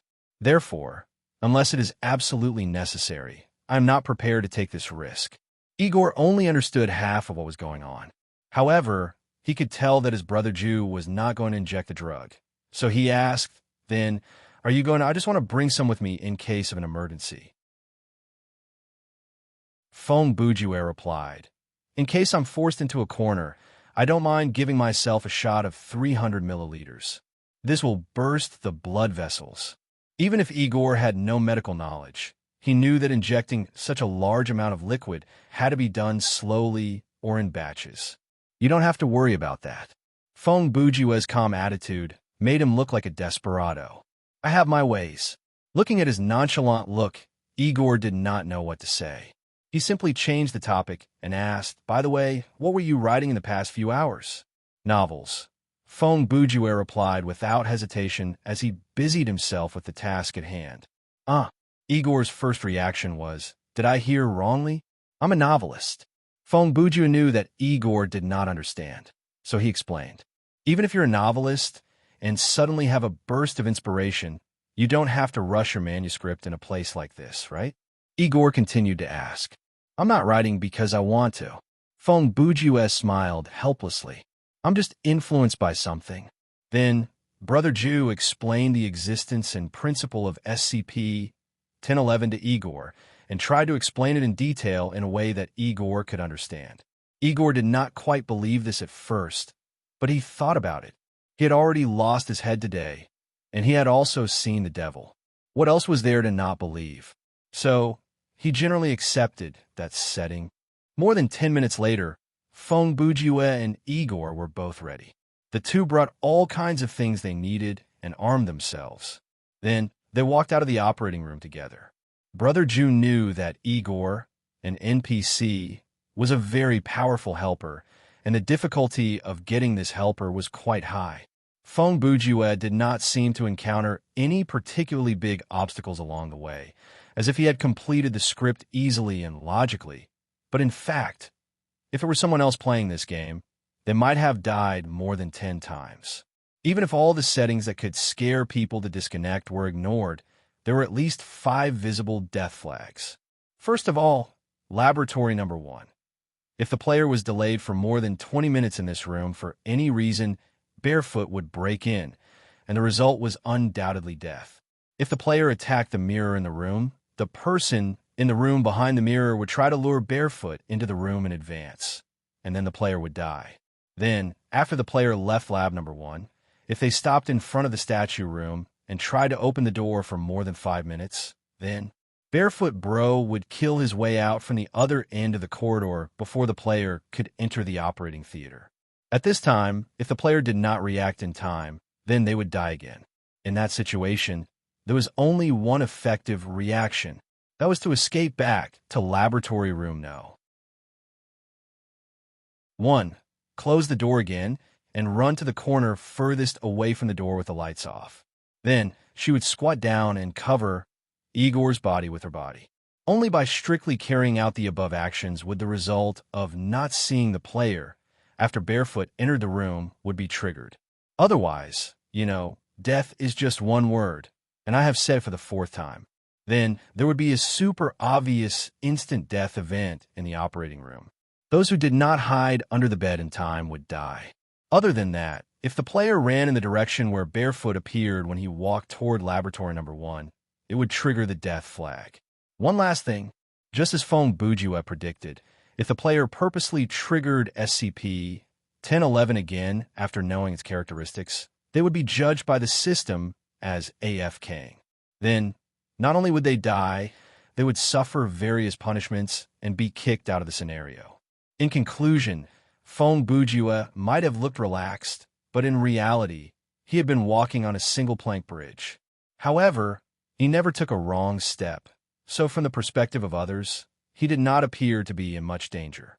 As for Igor, this helper, he should be considered a hidden reward. Normally, the player would either ignore the head or give him a quick death and continue the exploration. After all, there were not many people like Feng Bujue who would move a body and try to connect the mission, and the reward for success was obvious to all. After Igor's body was reconstructed, Brother Ju obtained a summoned creature that was like an invisible barrier before the monsters. Furthermore, it was the kind that could last for an unlimited amount of time and had a self-healing ability. It was perfect to have him do the scouting work. Even if he stepped on something like a landmine, there was a high chance that he would survive. After walking out of the operating room, Feng Bujue said to Igor, "Then, according to what we discussed earlier, you will be the scout." "Oh, okay." Even though Igor knew that it was more appropriate for him to be the scout, he was not a fearless person like Brother Ju. In this kind of environment, he would more or less be afraid. Don't be nervous. Remember, you are very strong now. Feng Bujue knew very well that even though Igor's body had mutated, his heart was still that of a normal person, and he needed more encouragement. Biologically, you are almost immortal. When you meet the demons, they won't be able to see you anyway. If there are any unexpected situations, I will be behind you. In any case, you can rest assured. Igor nodded in response. Then, he took a step forward and led the way. In fact, Feng Bujue had already told Igor many similar things when he was packing up the equipment. If not for Brother Ju's patient persuasion, Igor would not have dared to walk out of the operating room. After this period of interaction, Brother Ju had also noticed that the fear of supernatural things was this NPC's biggest weakness. In the upcoming scenario, he had to take this factor into consideration, or else he might be tricked. Of course, from a tactical point of view, Igor was already a killing machine, so it was normal for him to have some flaws. If the system set Igor's personality to be a fearless materialist, a determined warrior whose duty is to liberate all mankind. Then the following scenario would become, Captain Soviet will take you on a tour of the Nightmare Instance Dungeon. Clang. What's that sound? 10 seconds later, Igor had just led Brother Jew for about 20 meters when a strange noise came from the corner ahead. It scared him so much that he stopped immediately. It sounds like Fong Bujua said calmly. The sound of some kind of gate? He was just guessing, but he was right. 10 seconds later, the two came to the corner. They poked their heads out and saw that the corridor in front of them had been sealed by a metal gate from the top and bottom. This is a dead end? Igor turned his head and asked Brother Jew. So that's how it is. Fong Bujua mumbled to himself as he turned to leave. What do you mean by that? What do you know? Igor hurriedly followed him back. At this moment, Brother Jew understood two things. First, when Barefoot was walking toward laboratory room number 1, if he had chosen to escape in this direction, then the sound of the iron gate closing would have led Barefoot back. At that time, the player whose path was sealed would have been blocked by Barefoot in the corridor. As for the second thing, there should be a pressure sensor here, Fong Bujua said as he returned to the place where he heard the clang sound and looked down at the ground. What device? Igor was obviously a person with limited literacy, so he did not understand some of the words. To put it simply, it's the kind of mechanism that will be triggered after you step on it, Fong Bujua said as he tried to find the pressure sensor point. Oh, Igor responded, then lowered his head and helped Brother Jew step on the ground. However, the two of them busied themselves for a long time, but it was still in vain. Fong Bujua stopped and thought about it again. It's not the kind of mechanism that can be activated by stepping on it again. At this time, he thought of Barefoot again. Speaking of which, when the monster came and went, I didn't hear the sound of the gate closing. The difference between us and him is, thinking about that, an idea flashed through Brother Jew's mind. Oh, okay. After thinking of the answer, he laughed and walked 3 or 4 meters in the direction of the operating room. Then he said to Igor, Igor, come here for a moment. Huh? Igor was stunned for a moment and walked toward Brother Jew. What? You found the location of the mechanism? Yes, I found it. Before Fong Bujua finished speaking, he heard a clang sound. A slower, continuous sound came from the corner. It's true. When Igor heard it, he was ready to turn around, but, clang, just as he turned around and took 2 steps, he heard the sound of the gate closing again. The asterisk M in it. Is there more than one switch? Igor looked down at the soles of his feet. No, there's only one. Fong Bujua shook his head. From where you are now, the whole corridor in front of you is a complete pressure-sensitive zone. Huh. Igor used a modal particle to show that he did not understand. Come back to my position first, Fong Bujua said. Igor shrugged and walked back. When he walked to Brother Jew's side, the sound of the gate slowly opening was heard again. Let's put it this way. Fong Bujua raised his finger and pointed to the front. He turned to Igor and said, when an object of a certain weight presses on any part of the corridor in front, the gate will close.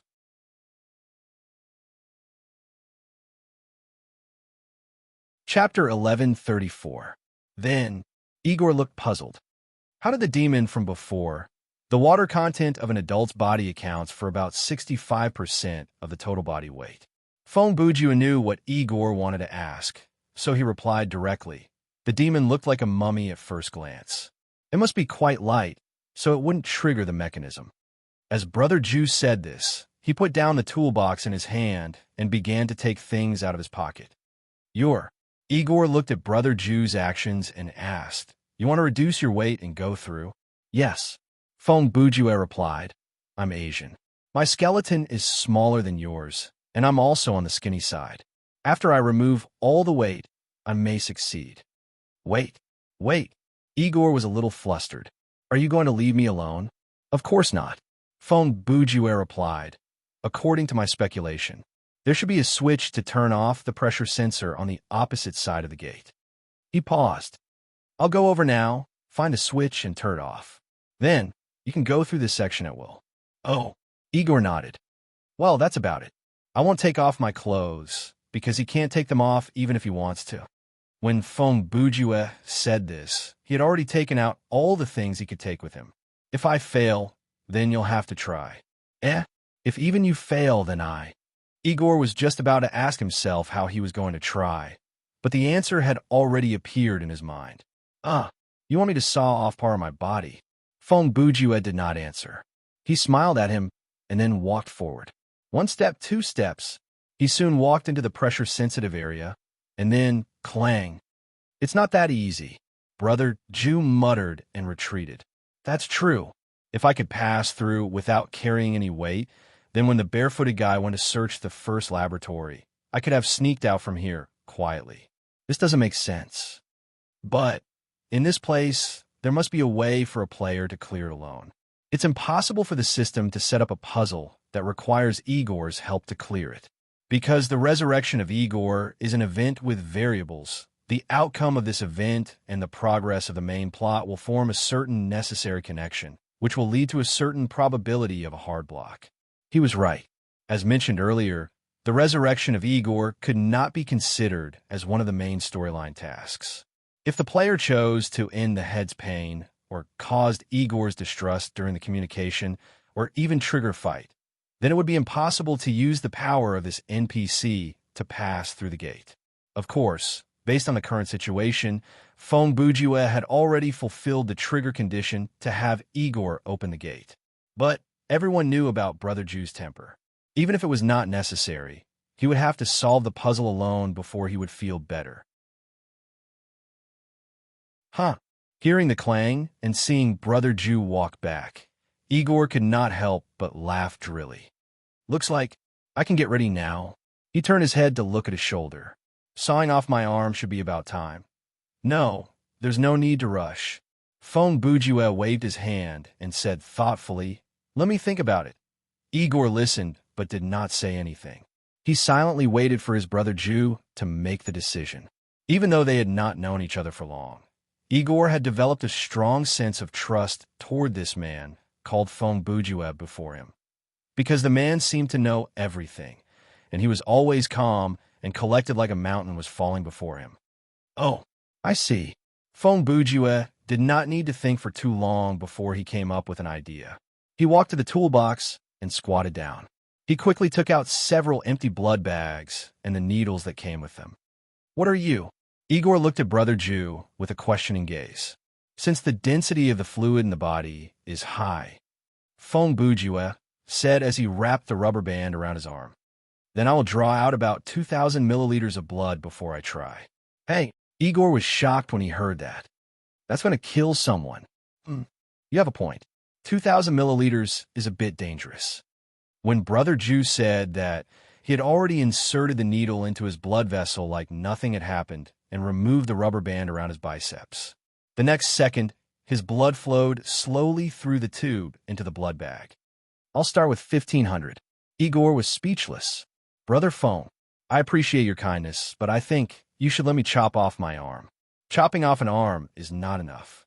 Feng Bujue did not stop drawing blood. Instead, he said calmly, "You are already one size bigger than I am. The weight of one arm will only allow you to be as heavy as me." He raised his head to glance down the corridor. To pass through there, you will have to chop off at least one arm and one leg. Hearing that, Igor instinctively lowered his head to look at his 2 legs like he was trying to figure out which one would be less painful. In addition, when you jump across the corridor with one leg, I have to find something to cover your sawed-off hands and feet so that your severed limbs won't move under the light. Feng Bujue continued, "Compared to that, it's more convenient to draw my blood. Anyway, I can immediately transfuse my blood back. It's not a big problem." While the two were talking, Feng Bujue did not stop drawing blood. Within a few minutes, he had drawn more than 1,500 milliliters of blood, which filled nearly 4 blood collection bags. At this time, he pulled out the needle and pressed the tourniquet against the wound. Phew! After drawing the blood, Brother Ju obviously felt dizzy and his vision blurred. So, he took a few deep breaths. "Brother Feng, are you okay?" Igor asked worriedly. "I'm fine." After Feng Bujue said this, he lay on the ground. "Hey, You're lying on the ground, and you're saying you're fine. Igor was shocked again. No, I just think that increasing the contact area with the ground can reduce the pressure. As Feng Bujue spoke, he began to crawl forward. Although I don't know if it'll work, I'll give it a try. A few seconds later, Brother Ju crawled into the sensor area. In the end, the sound of the gate closing did not come. Very good, Feng Bujue muttered. As long as you can pass. His face was very pale, and his voice sounded weak. I'll go first. He looked like he was crawling with difficulty. The worst-case scenario is that I'll pass out before I can press the switch. However, he still smiled. If that really happens, you can cut off your own body, close the gate, and transfuse your blood to me. At this point, Feng Bujue actually made a mistake. In fact, crawling forward was useless because the thing in front of him was a gravity sensor with a large range. Reducing local pressure was not very meaningful. Instead of crawling forward, it was better to lean against the wall. An experiment with an electronic scale showed that, while remaining still, leaning against the wall or exerting downward force on the wall with both hands could reduce the number on the scale. In any case, Feng Bujue successfully avoided the trigger line of this pressure device because the amount of blood he drew had greatly exceeded the system's estimation. The density of blood was only a little higher than that of water. There was not much difference between the two. After drawing more than 1,500 milliliters of blood, Feng Bujue lost about 3 or 4 kilograms of weight. And this 3 or 4 kilograms happened to be the limit set by the system. There was no doubt that the weight requirement of this place was set by the system according to the player's weight. Taking into account the premise that the player could not take off their clothes and excluded all other weights, the theoretical limit of passing through was to draw 500 milliliters of blood, an amount that would not cause obvious discomfort for a normal adult. Wrap some tape on the hands, and use both hands to lean against the wall to reduce the weight, and then walk sideways all the way. Although Feng Bujue did not use the friction force against the wall to reduce his weight, he completely ignored his own safety when drawing blood, allowing him to smoothly pass through the corridor. Phew! Feng Bujue took a deep breath and used his perverted willpower to support his consciousness and body, and struggled to crawl forward. He crawled more than 20 meters for 3 minutes. This time was not short, but considering that he had just drawn nearly 1/3 of the blood in his body, it was not easy. Is it that, after passing through the gate, Feng Bujue found a handbrake switch on the wall nearby. He propped himself up and pulled the switch. Then he raised his voice and shouted to Igor at the other end of the corner, "Igor, try stepping on the sensor area." "Okay." Igor responded and did as he was told. This time, the gate did not close because of Igor's weight, which meant that Brother Ju pulled the switch correctly. So, Igor hurriedly packed up everything on the ground, passed through the corridor, and ran to Brother Ju's side. "Brother Feng, don't panic. I'll give you a blood transfusion." Igor quickly took out the few bags of blood that Brother Ju had drawn and prepared to give him a transfusion. But when he was about to do it, he realized that he did not know how to do it. "Haha, let me do it." Brother Ju laughed. "Please allow me to sit by the wall." 10 minutes later, Feng Bujue had connected the drainage tube and the blood bag and fixed the needle in his vein. More than half of the first bag of blood that he had drawn had been transfused back. "Brother Feng, are you feeling better?" Igor was standing against the wall, holding the blood bag above Brother Ju's head. "No." Feng Bujue's answer was straightforward. "Even if I transfuse all of this back, the physical discomfort will not disappear immediately." "Oh." The corners of Igor's mouth twitched twice. "By the way, will it be harmful to your body if you keep doing this?" "It's okay." Feng Bujue replied. "This is a simple self-transfusion without washing. As long as the blood drawn within 6 hours is not contaminated, it will be directly transfused back. There are almost no side effects." As he spoke, he raised his head and glanced at the blood bag. "Besides, I'm using a special blood collection bag, and it comes with an anticoagulant. If there are any side effects, at most, it will cause a slight thrombosis or hemolysis." Igor did not understand most of what Brother Ju said. He just looked at him with admiration and said, "Brother Feng, You novelists really know a lot. That's amazing. Ha! You've misunderstood. Fong Bujue smiled. Among those of us who hold the pen, there are scammers who are ignorant and incompetent, actors who provide entertainment for others, idiots who are narcissistic, and traitors who are cunning and evil. But there are not many real intellectuals among us. He continued in a self-deprecating tone. Those who are really knowledgeable study more substantial things. Their research results will promote the advancement of science and technology and bring tangible benefits to mankind. He tilted his head. As for people like us, except for a few sages and pillars of the world in the past few thousand years, most of us would be lucky if we don't cause trouble for the world. If you worship us, you might as well worship the religious leaders. At this point, Brother Jew paused for a few seconds before adding, "By the way, the reason I know about blood transfusion is because I have a friend who is a doctor. I once purposely asked him about this." Okay. Igor was stunned by Fong Bujue's words. He did not know that Brother Jew was in a bad mood and liked to bicker, so he did not know how to respond. The two chatted for more than 20 minutes. Fong Bujue quickly transfused 2 blood bags. After the 3rd bag, Brother Jew stood up. "Okay, I feel much better. Let's transfuse the remaining 2 bags as we walk." His complexion was indeed much better. Compared to when the blood was first drawn, at least there was some color in his complexion. Then Igor said, "Continue to lead the way." "Yes, sorry to trouble you," Fong Bujue said as he took the blood bag from Igor. "I'll take this myself. You also have to carry the toolbox." "Okay, no problem," Igor said. "I feel like I have an endless supply of energy now. Carrying a toolbox is a breeze." "That's good." Fong Bujue nodded and did not say much. In fact, Brother Jew had already seen that this VNO-9 experimental subject was extremely strong. Take what happened just now as an example.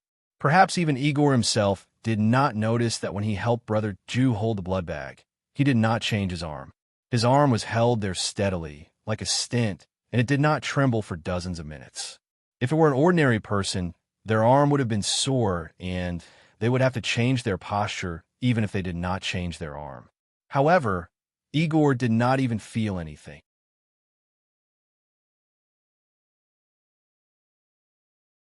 Chapter 1135. The area outside the gate was quite similar to the previous section of the road. The gray walls and floor gave off a lifeless feeling. The chandelier above was also arranged at the same distance, emitting a cold white light. Fong Bujue and Igor walked for dozens of meters before they saw a room. The door of the room was also made of metal, and it was now open. Igor poked his head in to take a look, but he didn't find any signs of living creatures. So, under Brother Jew's instruction, he walked into the room and turned on the light switch. After turning on the light, the scene in the room was clearly displayed in front of the two of them. It was a space of about 40 square meters. There were a lot of strange equipment stored in it, and most of them were torture instruments. The room was filled with a strange, unpleasant smell. According to Fong Bujue's speculation, the smell was a mixture of chemicals, blood, and excrement. The various stains left on the floor and the torture instruments were enough to support his speculation. According to Brother Jew's style, it was natural for him to search the place. After searching, he did find a few valuable tools. After all, this was a torture room. There must be a lot of things in the room that could be used to hurt people. The weapons found here were naturally more useful than those found in the surgery room. A few minutes later, when the two of them left the room, Igor had a sharp meat cleaver in his hand. At this moment, the burly captain of the Soviet Union, when he first entered the base, he was very thin and weak, but during the course of the experiment, his body gradually changed, was wearing a torn restraining gown. The straps and the cuffs of the gown had been cut open with scissors in the operating room. He was barefooted and holding a weapon in his hand. He was a living demon. With Brother Jew as a spiritual support, Igor's fear was alleviated a lot. And, as time went by, he gradually experienced the strength of his body. His strength, reflexes, and stamina had obviously improved. Just now, when he was looking into the room where the lights were not turned on, he realized that his eyes could see very well even in the dark. This kind of night vision ability was obviously superior to that of an ordinary person. Even though we found a few usable weapons, there are no plot items. The two of them continued to move forward. Feng Bujue's mind did not stop. After coming out from lab number 1, we've been turning in the same direction repeatedly, and we're getting further and further away from the room behind the mirror. At this point, he could not help but think, it feels like the plot of this scenario will be very long.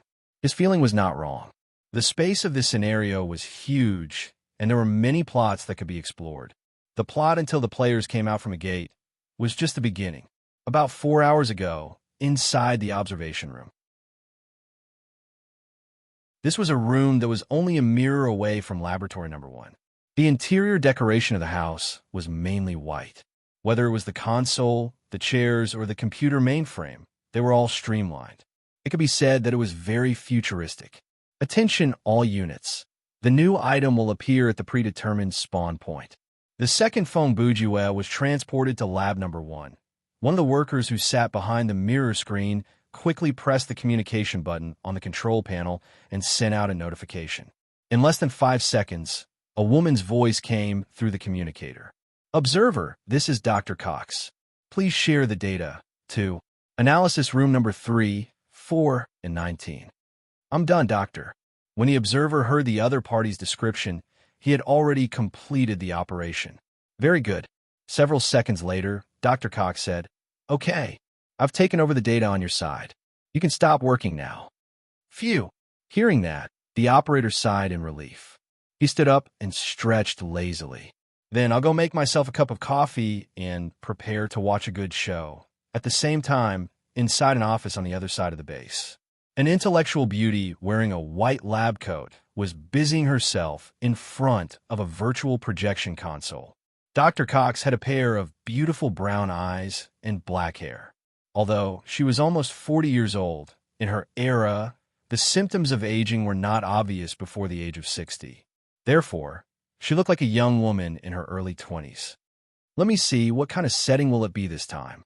Dr. Cox muttered as she pulled up the relevant experimental data. Current mirror number, Earth 202 time, October 1949 location, former Soviet Union Psychotronics Organization Underground Laboratory, basic background. In a sleep deprivation experiment, 5 experimental subjects persisted in a closed environment until the 24th day. A supernatural mutation occurred. Then, all of the experimental subjects escaped from the experimental area, causing a large number of casualties and causing the base to be paralyzed. A very typical plot. Dr. Cox only took a few seconds to read the content. Then, she raised her right hand and casually swiped in the air beside her. She summoned a virtual interface. Application for Information Display, SCP-3232. Password, Walnut. After Dr. Cox said a few words to the interface, a cold artificial voice immediately responded, frowny face, the application has been submitted. Verifying the password. Password correct. Voice sprint recognition complete. Welcome to view the data, Dr. Cox. After a few short voice prompts, a floating virtual window popped up. A detailed document was listed in the window. Project number, SCP-3232. Project grade, Euclid, Special Containment Measures. Due to SCP-3232 special properties, it is currently impossible to set up a containment procedure for it. Description: SCP-3232 is a story-type phenomenon that appears irregularly. There are no clear signs or rules for its occurrence and termination, and its process seems to be completely random. The higher-ups of the Foundation are still debating whether this project is real or not. Although this project has not shown any direct hostility to existing human civilization or the four-dimensional space, some of the management still stubbornly believe that this project should be upgraded to Keter grade. The relevant application will be indefinitely shelved until the end of the observation program. Based on the current observation records, SCP-3232 has the following characteristics: frowny face first. SCP 3232 has a high probability of appearing in horror or thrillers, accounting for more than 1% of data mass. It often involves other SCP projects, containment or non-containment. Second, when SCP-3232 appears, it will inevitably teleport 1 to 6 humanoid creatures, namely SCP-3232-1, to the location of the incident. The teleportation method is different, and the mechanism is unknown. Third, all SCP-3232-1 observed so far are young humans above the age of 16. The male-to-female ratio is 6:4, and more than 90% of them are of Asian descent. SCP-3232-1 is generally handsome, especially the females. Their clothing ranges widely. The observed examples include, but are not limited to, Special Forces uniforms, suits, bathrobes, medieval armor, ancient Chinese armor, and many other styles of casual clothing from the late 20th to early 21st century. There are also many fictional characters' outfits from novels, comics, and movies.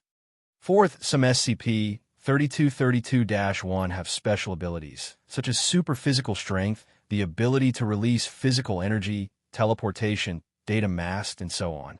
There are many types of these abilities, and each individual's performance is different. So far, the most common ability is the ability to retrieve items from a subspace that we cannot observe. Fifth, SCP-3232 will communicate with SCP-3232-1 in a form that we cannot understand, and will give them missions. The missions can be in multiple forms, and they can also conflict with each other. When SCP-3232-1 receives a conflicting mission, they will attack each other and spare no effort to kill each other. Sixth, most SCP-3232-1 will show contempt or even disregard for their own lives when they are in a situation where they're certain to die or in order to help their companions complete their mission. Seventh, when SCP-3232 occurs, it will affect all things related to it on a mental level. Those affected by this effect will usually ignore SCP-3232-1's strange name and appearance, and will be able to understand the various languages they speak, even if some of the words they speak are words that the affected person has never heard of before. Only when SCP-3232 disappears will the affected person realize the abnormality from before. Eighth, there is a high probability that SCP-3232-1 will die or suddenly disappear during SCP-3232's existence. The latter situation will most likely occur when SCP-3232-1 is frightened, after being frightened, or when they are in a desperate situation. Once all SCP-3232-1 dies or disappears, SCP-3232 will immediately cease to exist.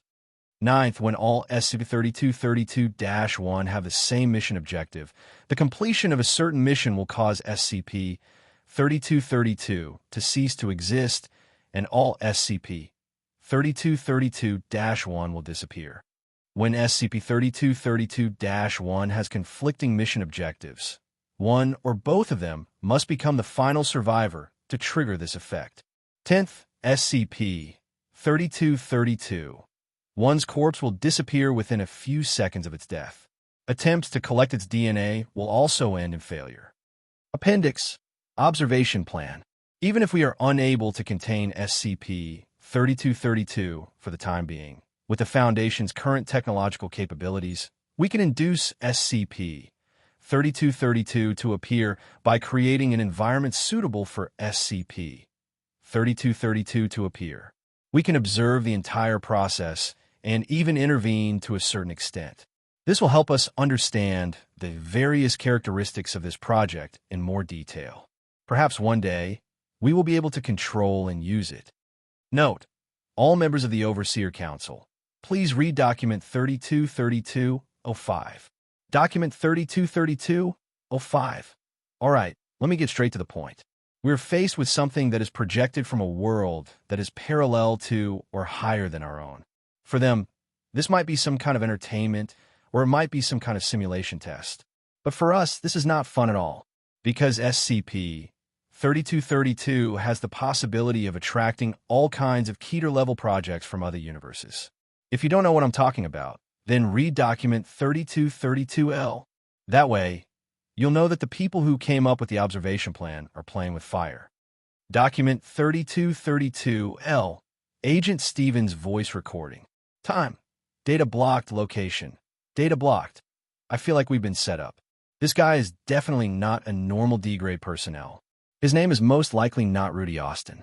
I don't know how he passed the inspection, but I know that this guy is very powerful, so powerful that it makes one's hair stand on end. When the power went out, he was standing in SCP-173's room, but he managed to escape. He knew how to use 294 to subdue 173, and he even went to 738 to do something. Our security team didn't know about 106, but he seemed to know everything about it. In addition, he also knew how to use 1998, and he acted as if nothing had happened when he was affected by 513. Even though he was arrested after being affected by 055, the result was he subdued Officer Cosmo during the interrogation and found an opportunity to enter the emergency exit. He and Billy, and Anomalous 01 obviously know each other. I think he used 914 to enhance the puppet's spatial ability, and that's how he managed to escape the base. Note: for other records of the project's activities, as well as examples suspected to be caused by this project, please refer to the observation plan. As the main advocate and executor of the observation plan, it was naturally not the first time Dr. Cox had read this document. Among the known and confirmed incidents of SCP-3232 activity, the one recorded in document 3232L was the one that caused the greatest damage to the Foundation. Furthermore, the Foundation had not confirmed the existence of SCP-3232 at that time, or rather, they had not even realized the existence of SCP-3232. But things were different now. This was the future 200 years after Fong Bujue's ultimate rescue. The Foundation of this era had the technological level to operate the mirror dimension, mainly because they had a breakthrough in their research on SCP-1733. They could simulate, or rather, recreate, the events that happened in a parallel universe in a specific environment. For example, the scenario that Fong Bujue was in was actually a micro-universe simulated by the Foundation inside a large facility. In a way, this was similar to the scenario world generated by Thriller Paradise, but the scale was much smaller. Click. 1 minute later, the light in Lab Number 1 came on. At that moment, Cox looked at Brother Jew on the monitor, and Brother Jew was looking at the one-way mirror in Lab Number 1. The two looked at each other in a strange way. The professor looked at this experimental subject and whispered to himself, "Good luck, sir. Show me what you've got."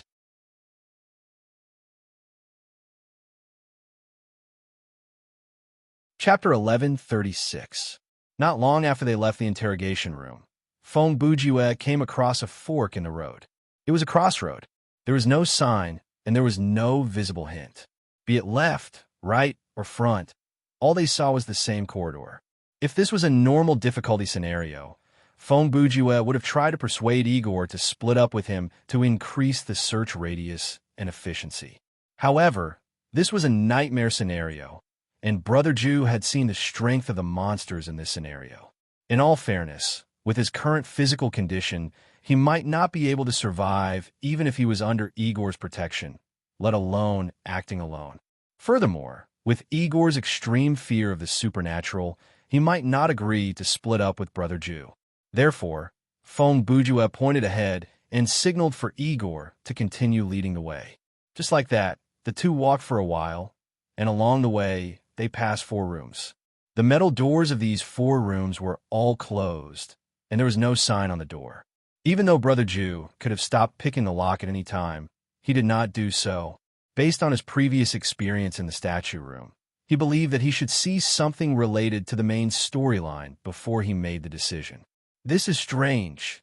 After the 4 rooms were behind them, Fong Bujue could not help but wonder, Just how big is this scenario? After walking such a long distance, there are no clues, puzzles, or monsters. So far, all the corridors and rooms are unmarked. Could it be that everyone who works in this underground lab has the map of the entire base imprinted in their mind?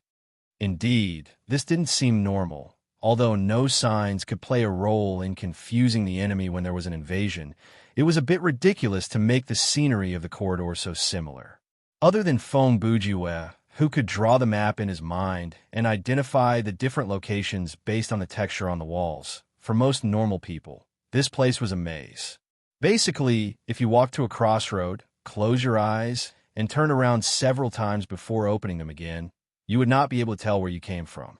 With such a layout, not only would the intruders be troubled, even the daily work of the people inside would be affected. This was undoubtedly illogical.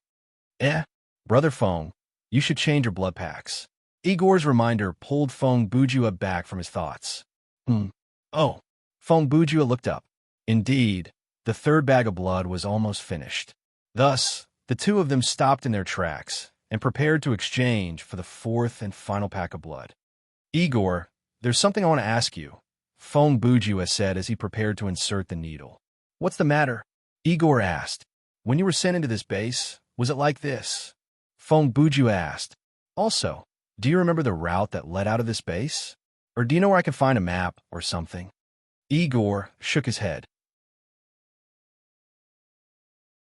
I don't know. I was carried in with my head covered. He said thoughtfully, my last memory of the outside world was being carried into a car by several warriors, soldiers. As soon as I got into the car, my head was covered. When the hood was taken off, I was already lying in this base. The answer was not that surprising. Feng Bujue was just asking with the intention of giving it a try.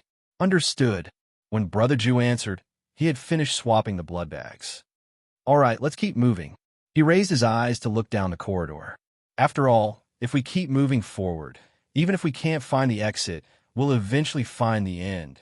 Before he could finish his sentence, the scene that appeared in front of him made him swallow the last word back down his throat.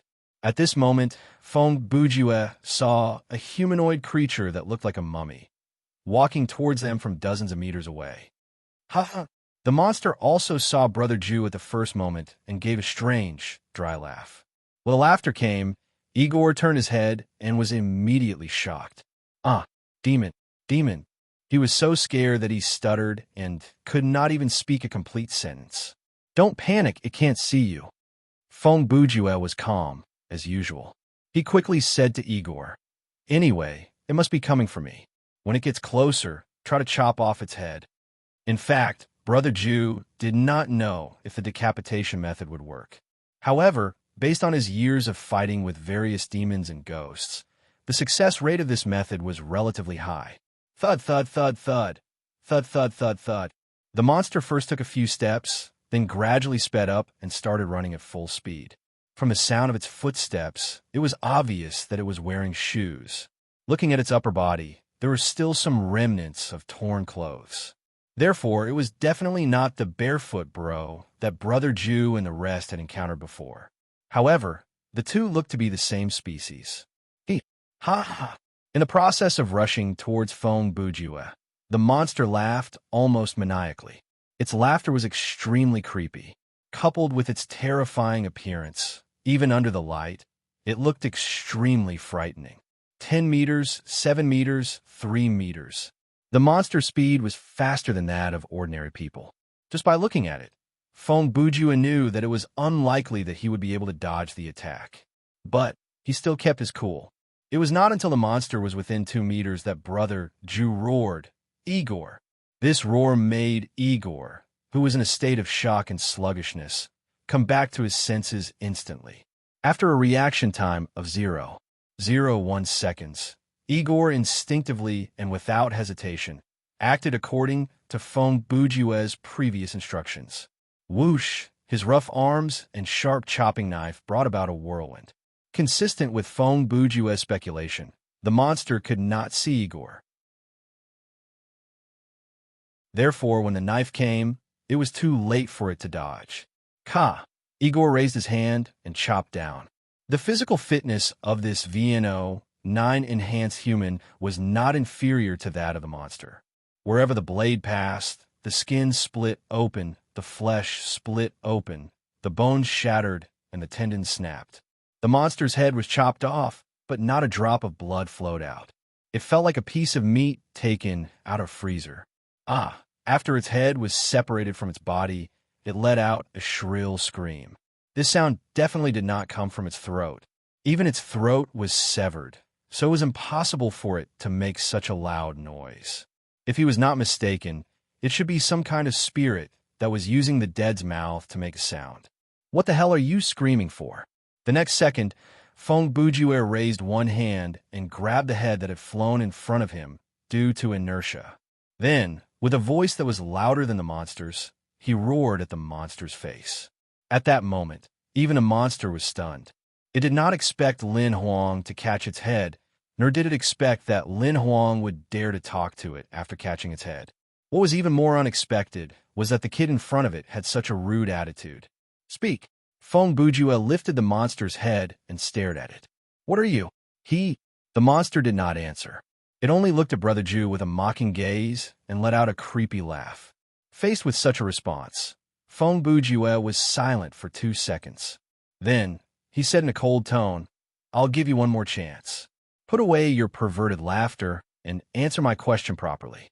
Otherwise, you'll have to bear the consequences. However, the monster put on a fearless attitude and laughed even more arrogantly. Ha ha ha ha. Its laughter was interrupted by a muffled sound. That was the sound of Feng Bujue grabbing its head and smashing its face against the wall. Ugh! After being smashed, the monster let out a muffled groan. Then, it seemed like it finally wanted to say something. How dare you? But Feng Bujue did not seem like he wanted it to say anything. Huh? What did you say? Puff, puff, puff. Your perverted laughter is too loud. I can't hear you. Puff. Brother Ju said similar words in a lazy tone, while smashing the monster's face against the wall again and again. The monster was already skin and bones. After being smashed like this, the skin on its face was almost gone and the bridge of its nose was broken. Ugh, bro. Brother Feng. Igor was stunned for a while before he said, You can't make it speak, right? Oh. Brother Ju heard this and put on a look of realization. He lifted the head in front of him again and looked at the monster's smashed face. Is that so? The monster's mouth was crooked. It said fiercely, Little boy, you, puff. Before it could finish, Brother Ju smashed it against the wall again. When you call me that, you should be more respectful. After that, he immediately put the head back in front of him. However, the monster still had a backbone. Don't think. I'll submit to you, poof. Poof. Poof. I can play like this all day, Feng Bujue said, and hit the monster 5 or 6 more times. This time, when he brought the monster's head back in front of him, the monster's face was almost unrecognizable. Brother, if you have any questions, I will tell you everything I know. It seemed that the monster's backbone and integrity had been shattered. Feng Bujue nodded with satisfaction and said, First, tell me what you are. We are you. The monster replied. We are the madness hidden in your body. We are always eager to break free from the cage of reason. We are the darkness that you hide in bed every night. When you hide in the safe haven that we can't set foot in, we hibernate in silence and weakness. This was a special voice. When the dialogue was played, Feng Bujue entered a state that was like watching a CG movie.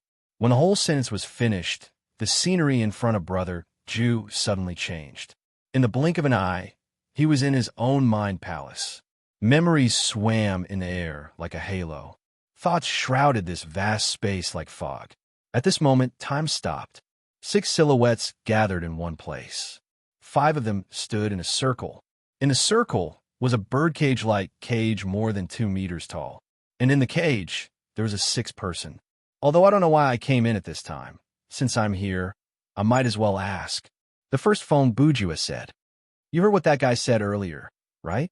The second Feng Bujue said. I feel like you've seen me before. Before this, I thought there were only 5 people here. It was not until I started to interact with Thriller Paradise and gained the ability to enter the Mind Palace that I realized there's a 6th person, the 3rd phone Bujua said.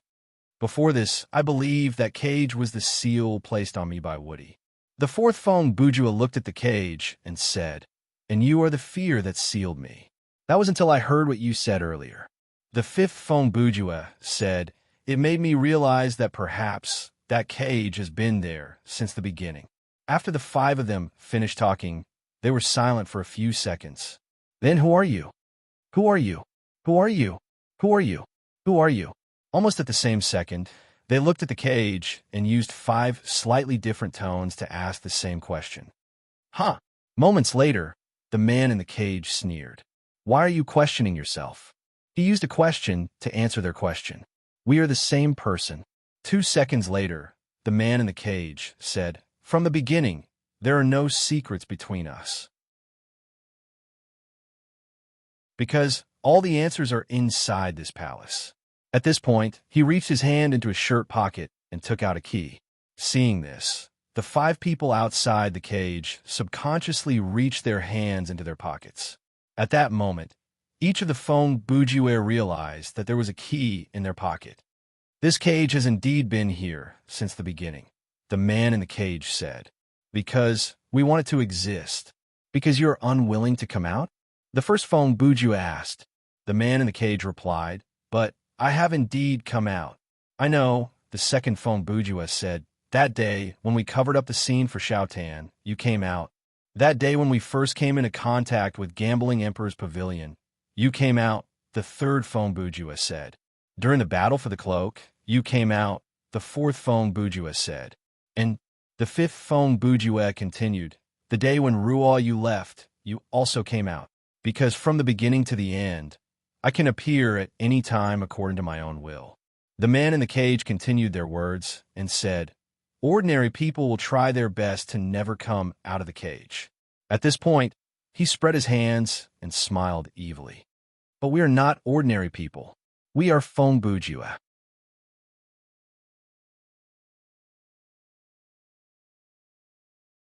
Chapter 1137. When Phone Bujue returned from the Temple of Thought, time in the outside world started to flow again. Brother Ju looked at the monster's head in his hand and continued his previous question. "How many of you are there?"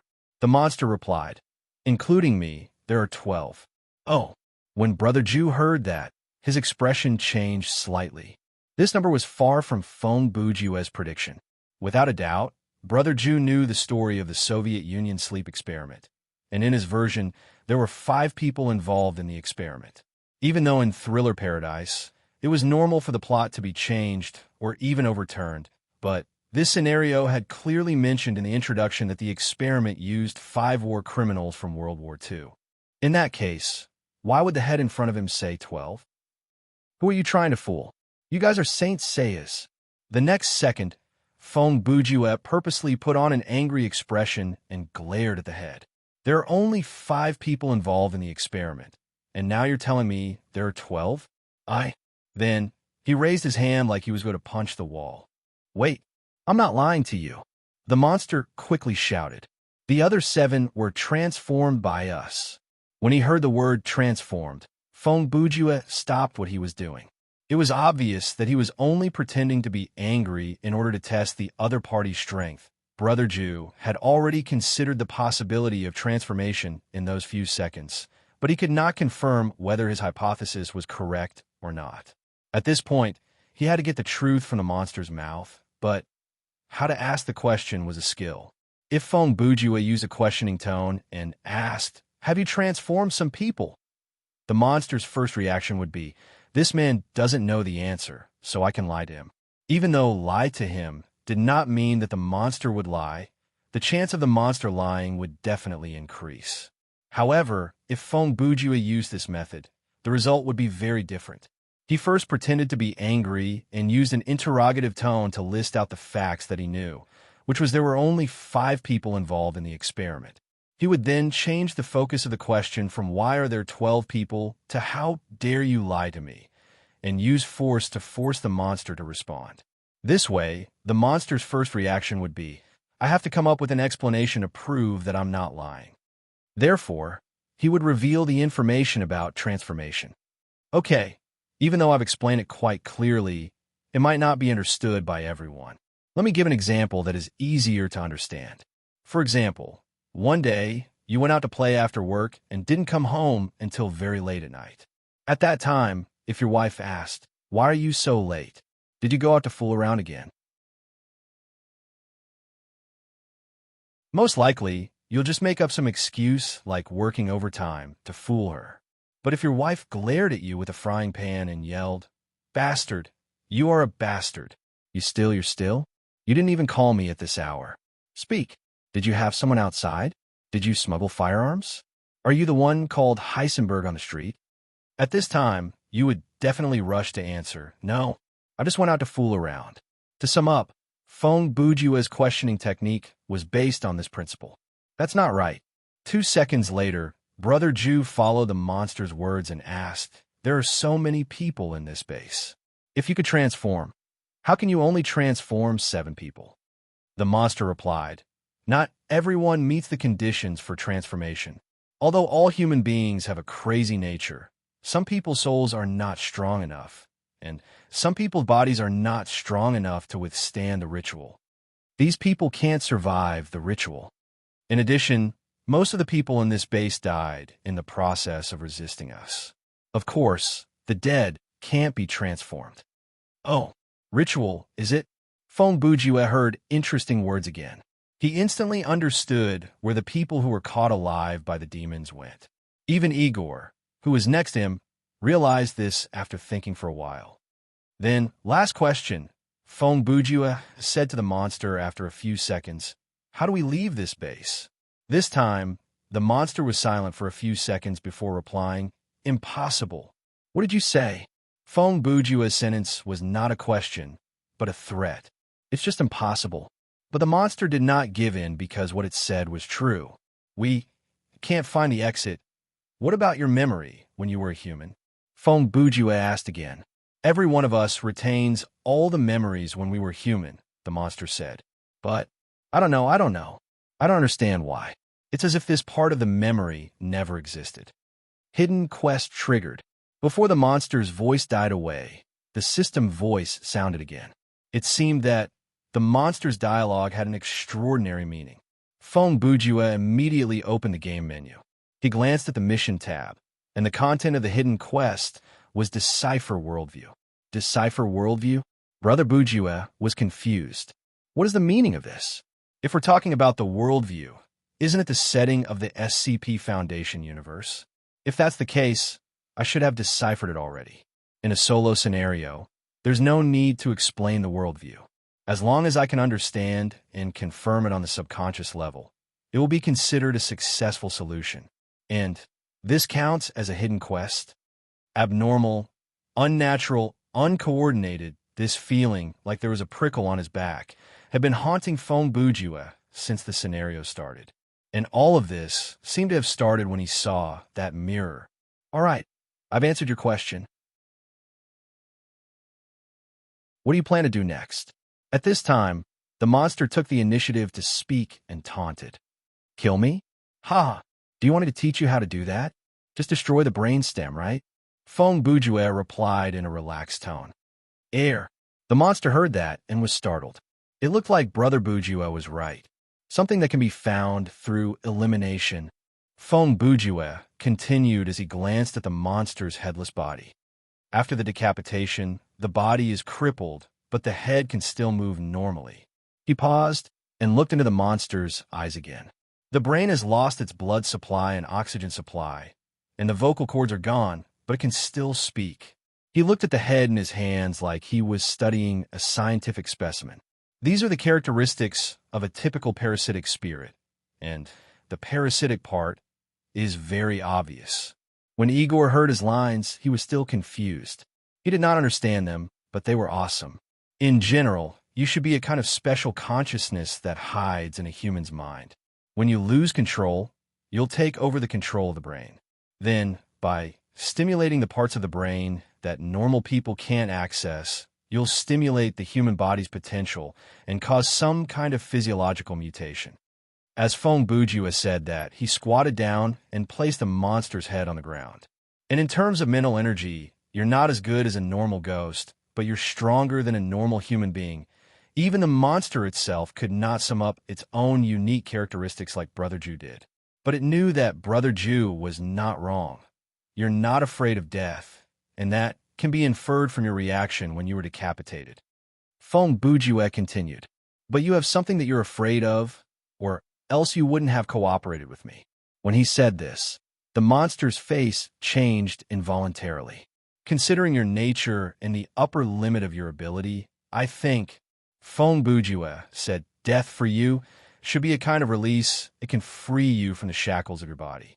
As for where you'll go after that, I don't know, and I'm not interested. He paused for half a second and said, life, of course, you can accept it. That way, you can use this body to slaughter or transform more people. At this point, Feng Bujue stood up. But like this, half dead, it seems to be more difficult to deal with. His words finally caused the monster to turn pale with fright. The main body of your parasite is in the brain. As long as this part is not destroyed, you can't leave this body. Feng Bujue continued, and you obviously don't have the ability to heal yourself. If your head is cut off, it's cut off. There's basically no possibility of recovery. What are you doing? The monster yelled, looking frightened. You gave in to me before, not because it hurt when I threw you against the wall, but because you thought there would be no end to this. Feng Bujue said, as I said, I can play like this all day, but you can't stand it for a whole day, can you? He smiled. It was a very evil smile. The smile was terrifying to the monster. Oh, in fact, I don't think you can stand it for even a few minutes. Brother Feng, Igor couldn't help but come over and ask Feng Bujue. At this moment, Igor's fear of the so-called devil had almost disappeared. In contrast, he felt that Brother Ju was a little more terrifying. You also only had a head left, Igor. What was the most terrifying feeling at that time? Feng Bujue turned to look at Igor and asked, was it death? I don't think so. Igor thought for a moment and replied, it's the feeling of despair and helplessness. Recalling the feeling at that time, he showed a look of fear. I don't know how long I'll stay in that state, and there's nothing I can do. It's worse than death. Haha. Actually, you still have hope. Feng Bujue continued. As long as the oxygen and blood supply devices connected to your neck run out of power, or the VNO 9 in the container runs out, you should die. Although that kind of death may be slow and painful, it's a foreseeable future. As he spoke, Brother Ju looked at the monster's head on the ground again and smiled. But this is different. This is a spiritual creature. It won't die. And the pain it will experience in this state is far more than what you experience in the same state. Because it is the embodiment of the madness of human nature after it has been released. For it, the current situation where it can't move is 100 times worse than being suppressed in the cage of reason. Igor heard a hint of cruelty in Feng Bujue's tone because he seemed to have understood what he said and guessed what was going to happen next. So, what if I leave you here now? Try to imagine what will happen. As expected, Feng Bujue said that. Perhaps it will be found by someone, or perhaps no one will ever find it again. It will spend a very long time in this state of extreme pain, so long that it will be unimaginably long. Kill me. Kill me. Finally, the monster collapsed. It began to scream hysterically, desperately shaking its face and jaw, and wriggling on the ground with difficulty. Feng Bujue was very satisfied with this. It was also the first time he knew that the madness in human nature could also collapse, as long as the method of stimulation was right. Okay, Igor, it's almost time for us to go. At this time, Feng Bujue took off the last blood collection bag on his arm, and the blood in it was almost all transfused. Since we know the number of enemies, it's easier to deal with things. We just need to get rid of 11 more. No, don't go. Kill me. The monster was still screaming at the top of his lungs on the ground. But Feng Bujue didn't even look at it. Without hesitation, he turned around and walked away. Igor, on the other hand, cast a complicated and seemingly sympathetic look at him. But he didn't mean to disobey Feng Bujue. He just quickly turned his head, picked up the toolbox, and trotted to catch up with his brother Bujue. Soon, their figures disappeared at the far end of the corridor. The only thing that remained in this place was an endless stream of shrill screams of agony. The repeated pleas of "kill me" reverberated in the empty corridor, causing one's hair to stand on end. At the same time, in Dr. Cox's office, "Did you see that, Doctor? Doctor?" A slightly trembling voice came from the communication channel. Of course. Cox looked at the screen with a serious expression and responded. Although each SCP-3232-1 is a unique specimen, at least in terms of personality, it's not much different from ordinary humans. The voice in the communication channel continued, but this time, the sample seems to have some high IQ and a social personality. Cox finished the other person's sentence and sneered, "Humph, so what?" Hearing this, the person on the other end of the communication channel was speechless. Although the proportion of SCP-3232-1 in the human population is low, it doesn't mean it doesn't exist. If SCP-3232-1 is a human from another dimension, then it's only a matter of time before such cases appear, right? Cox said, "In my opinion, he appeared at the right time. Maybe this observation will be a historic one." At this point, a bold plan had begun to take shape in Dr. Cox's mind. You're tuning into the Warrior Lore YouTube channel. Don't forget to subscribe and join us on this journey to catch the most captivating stories.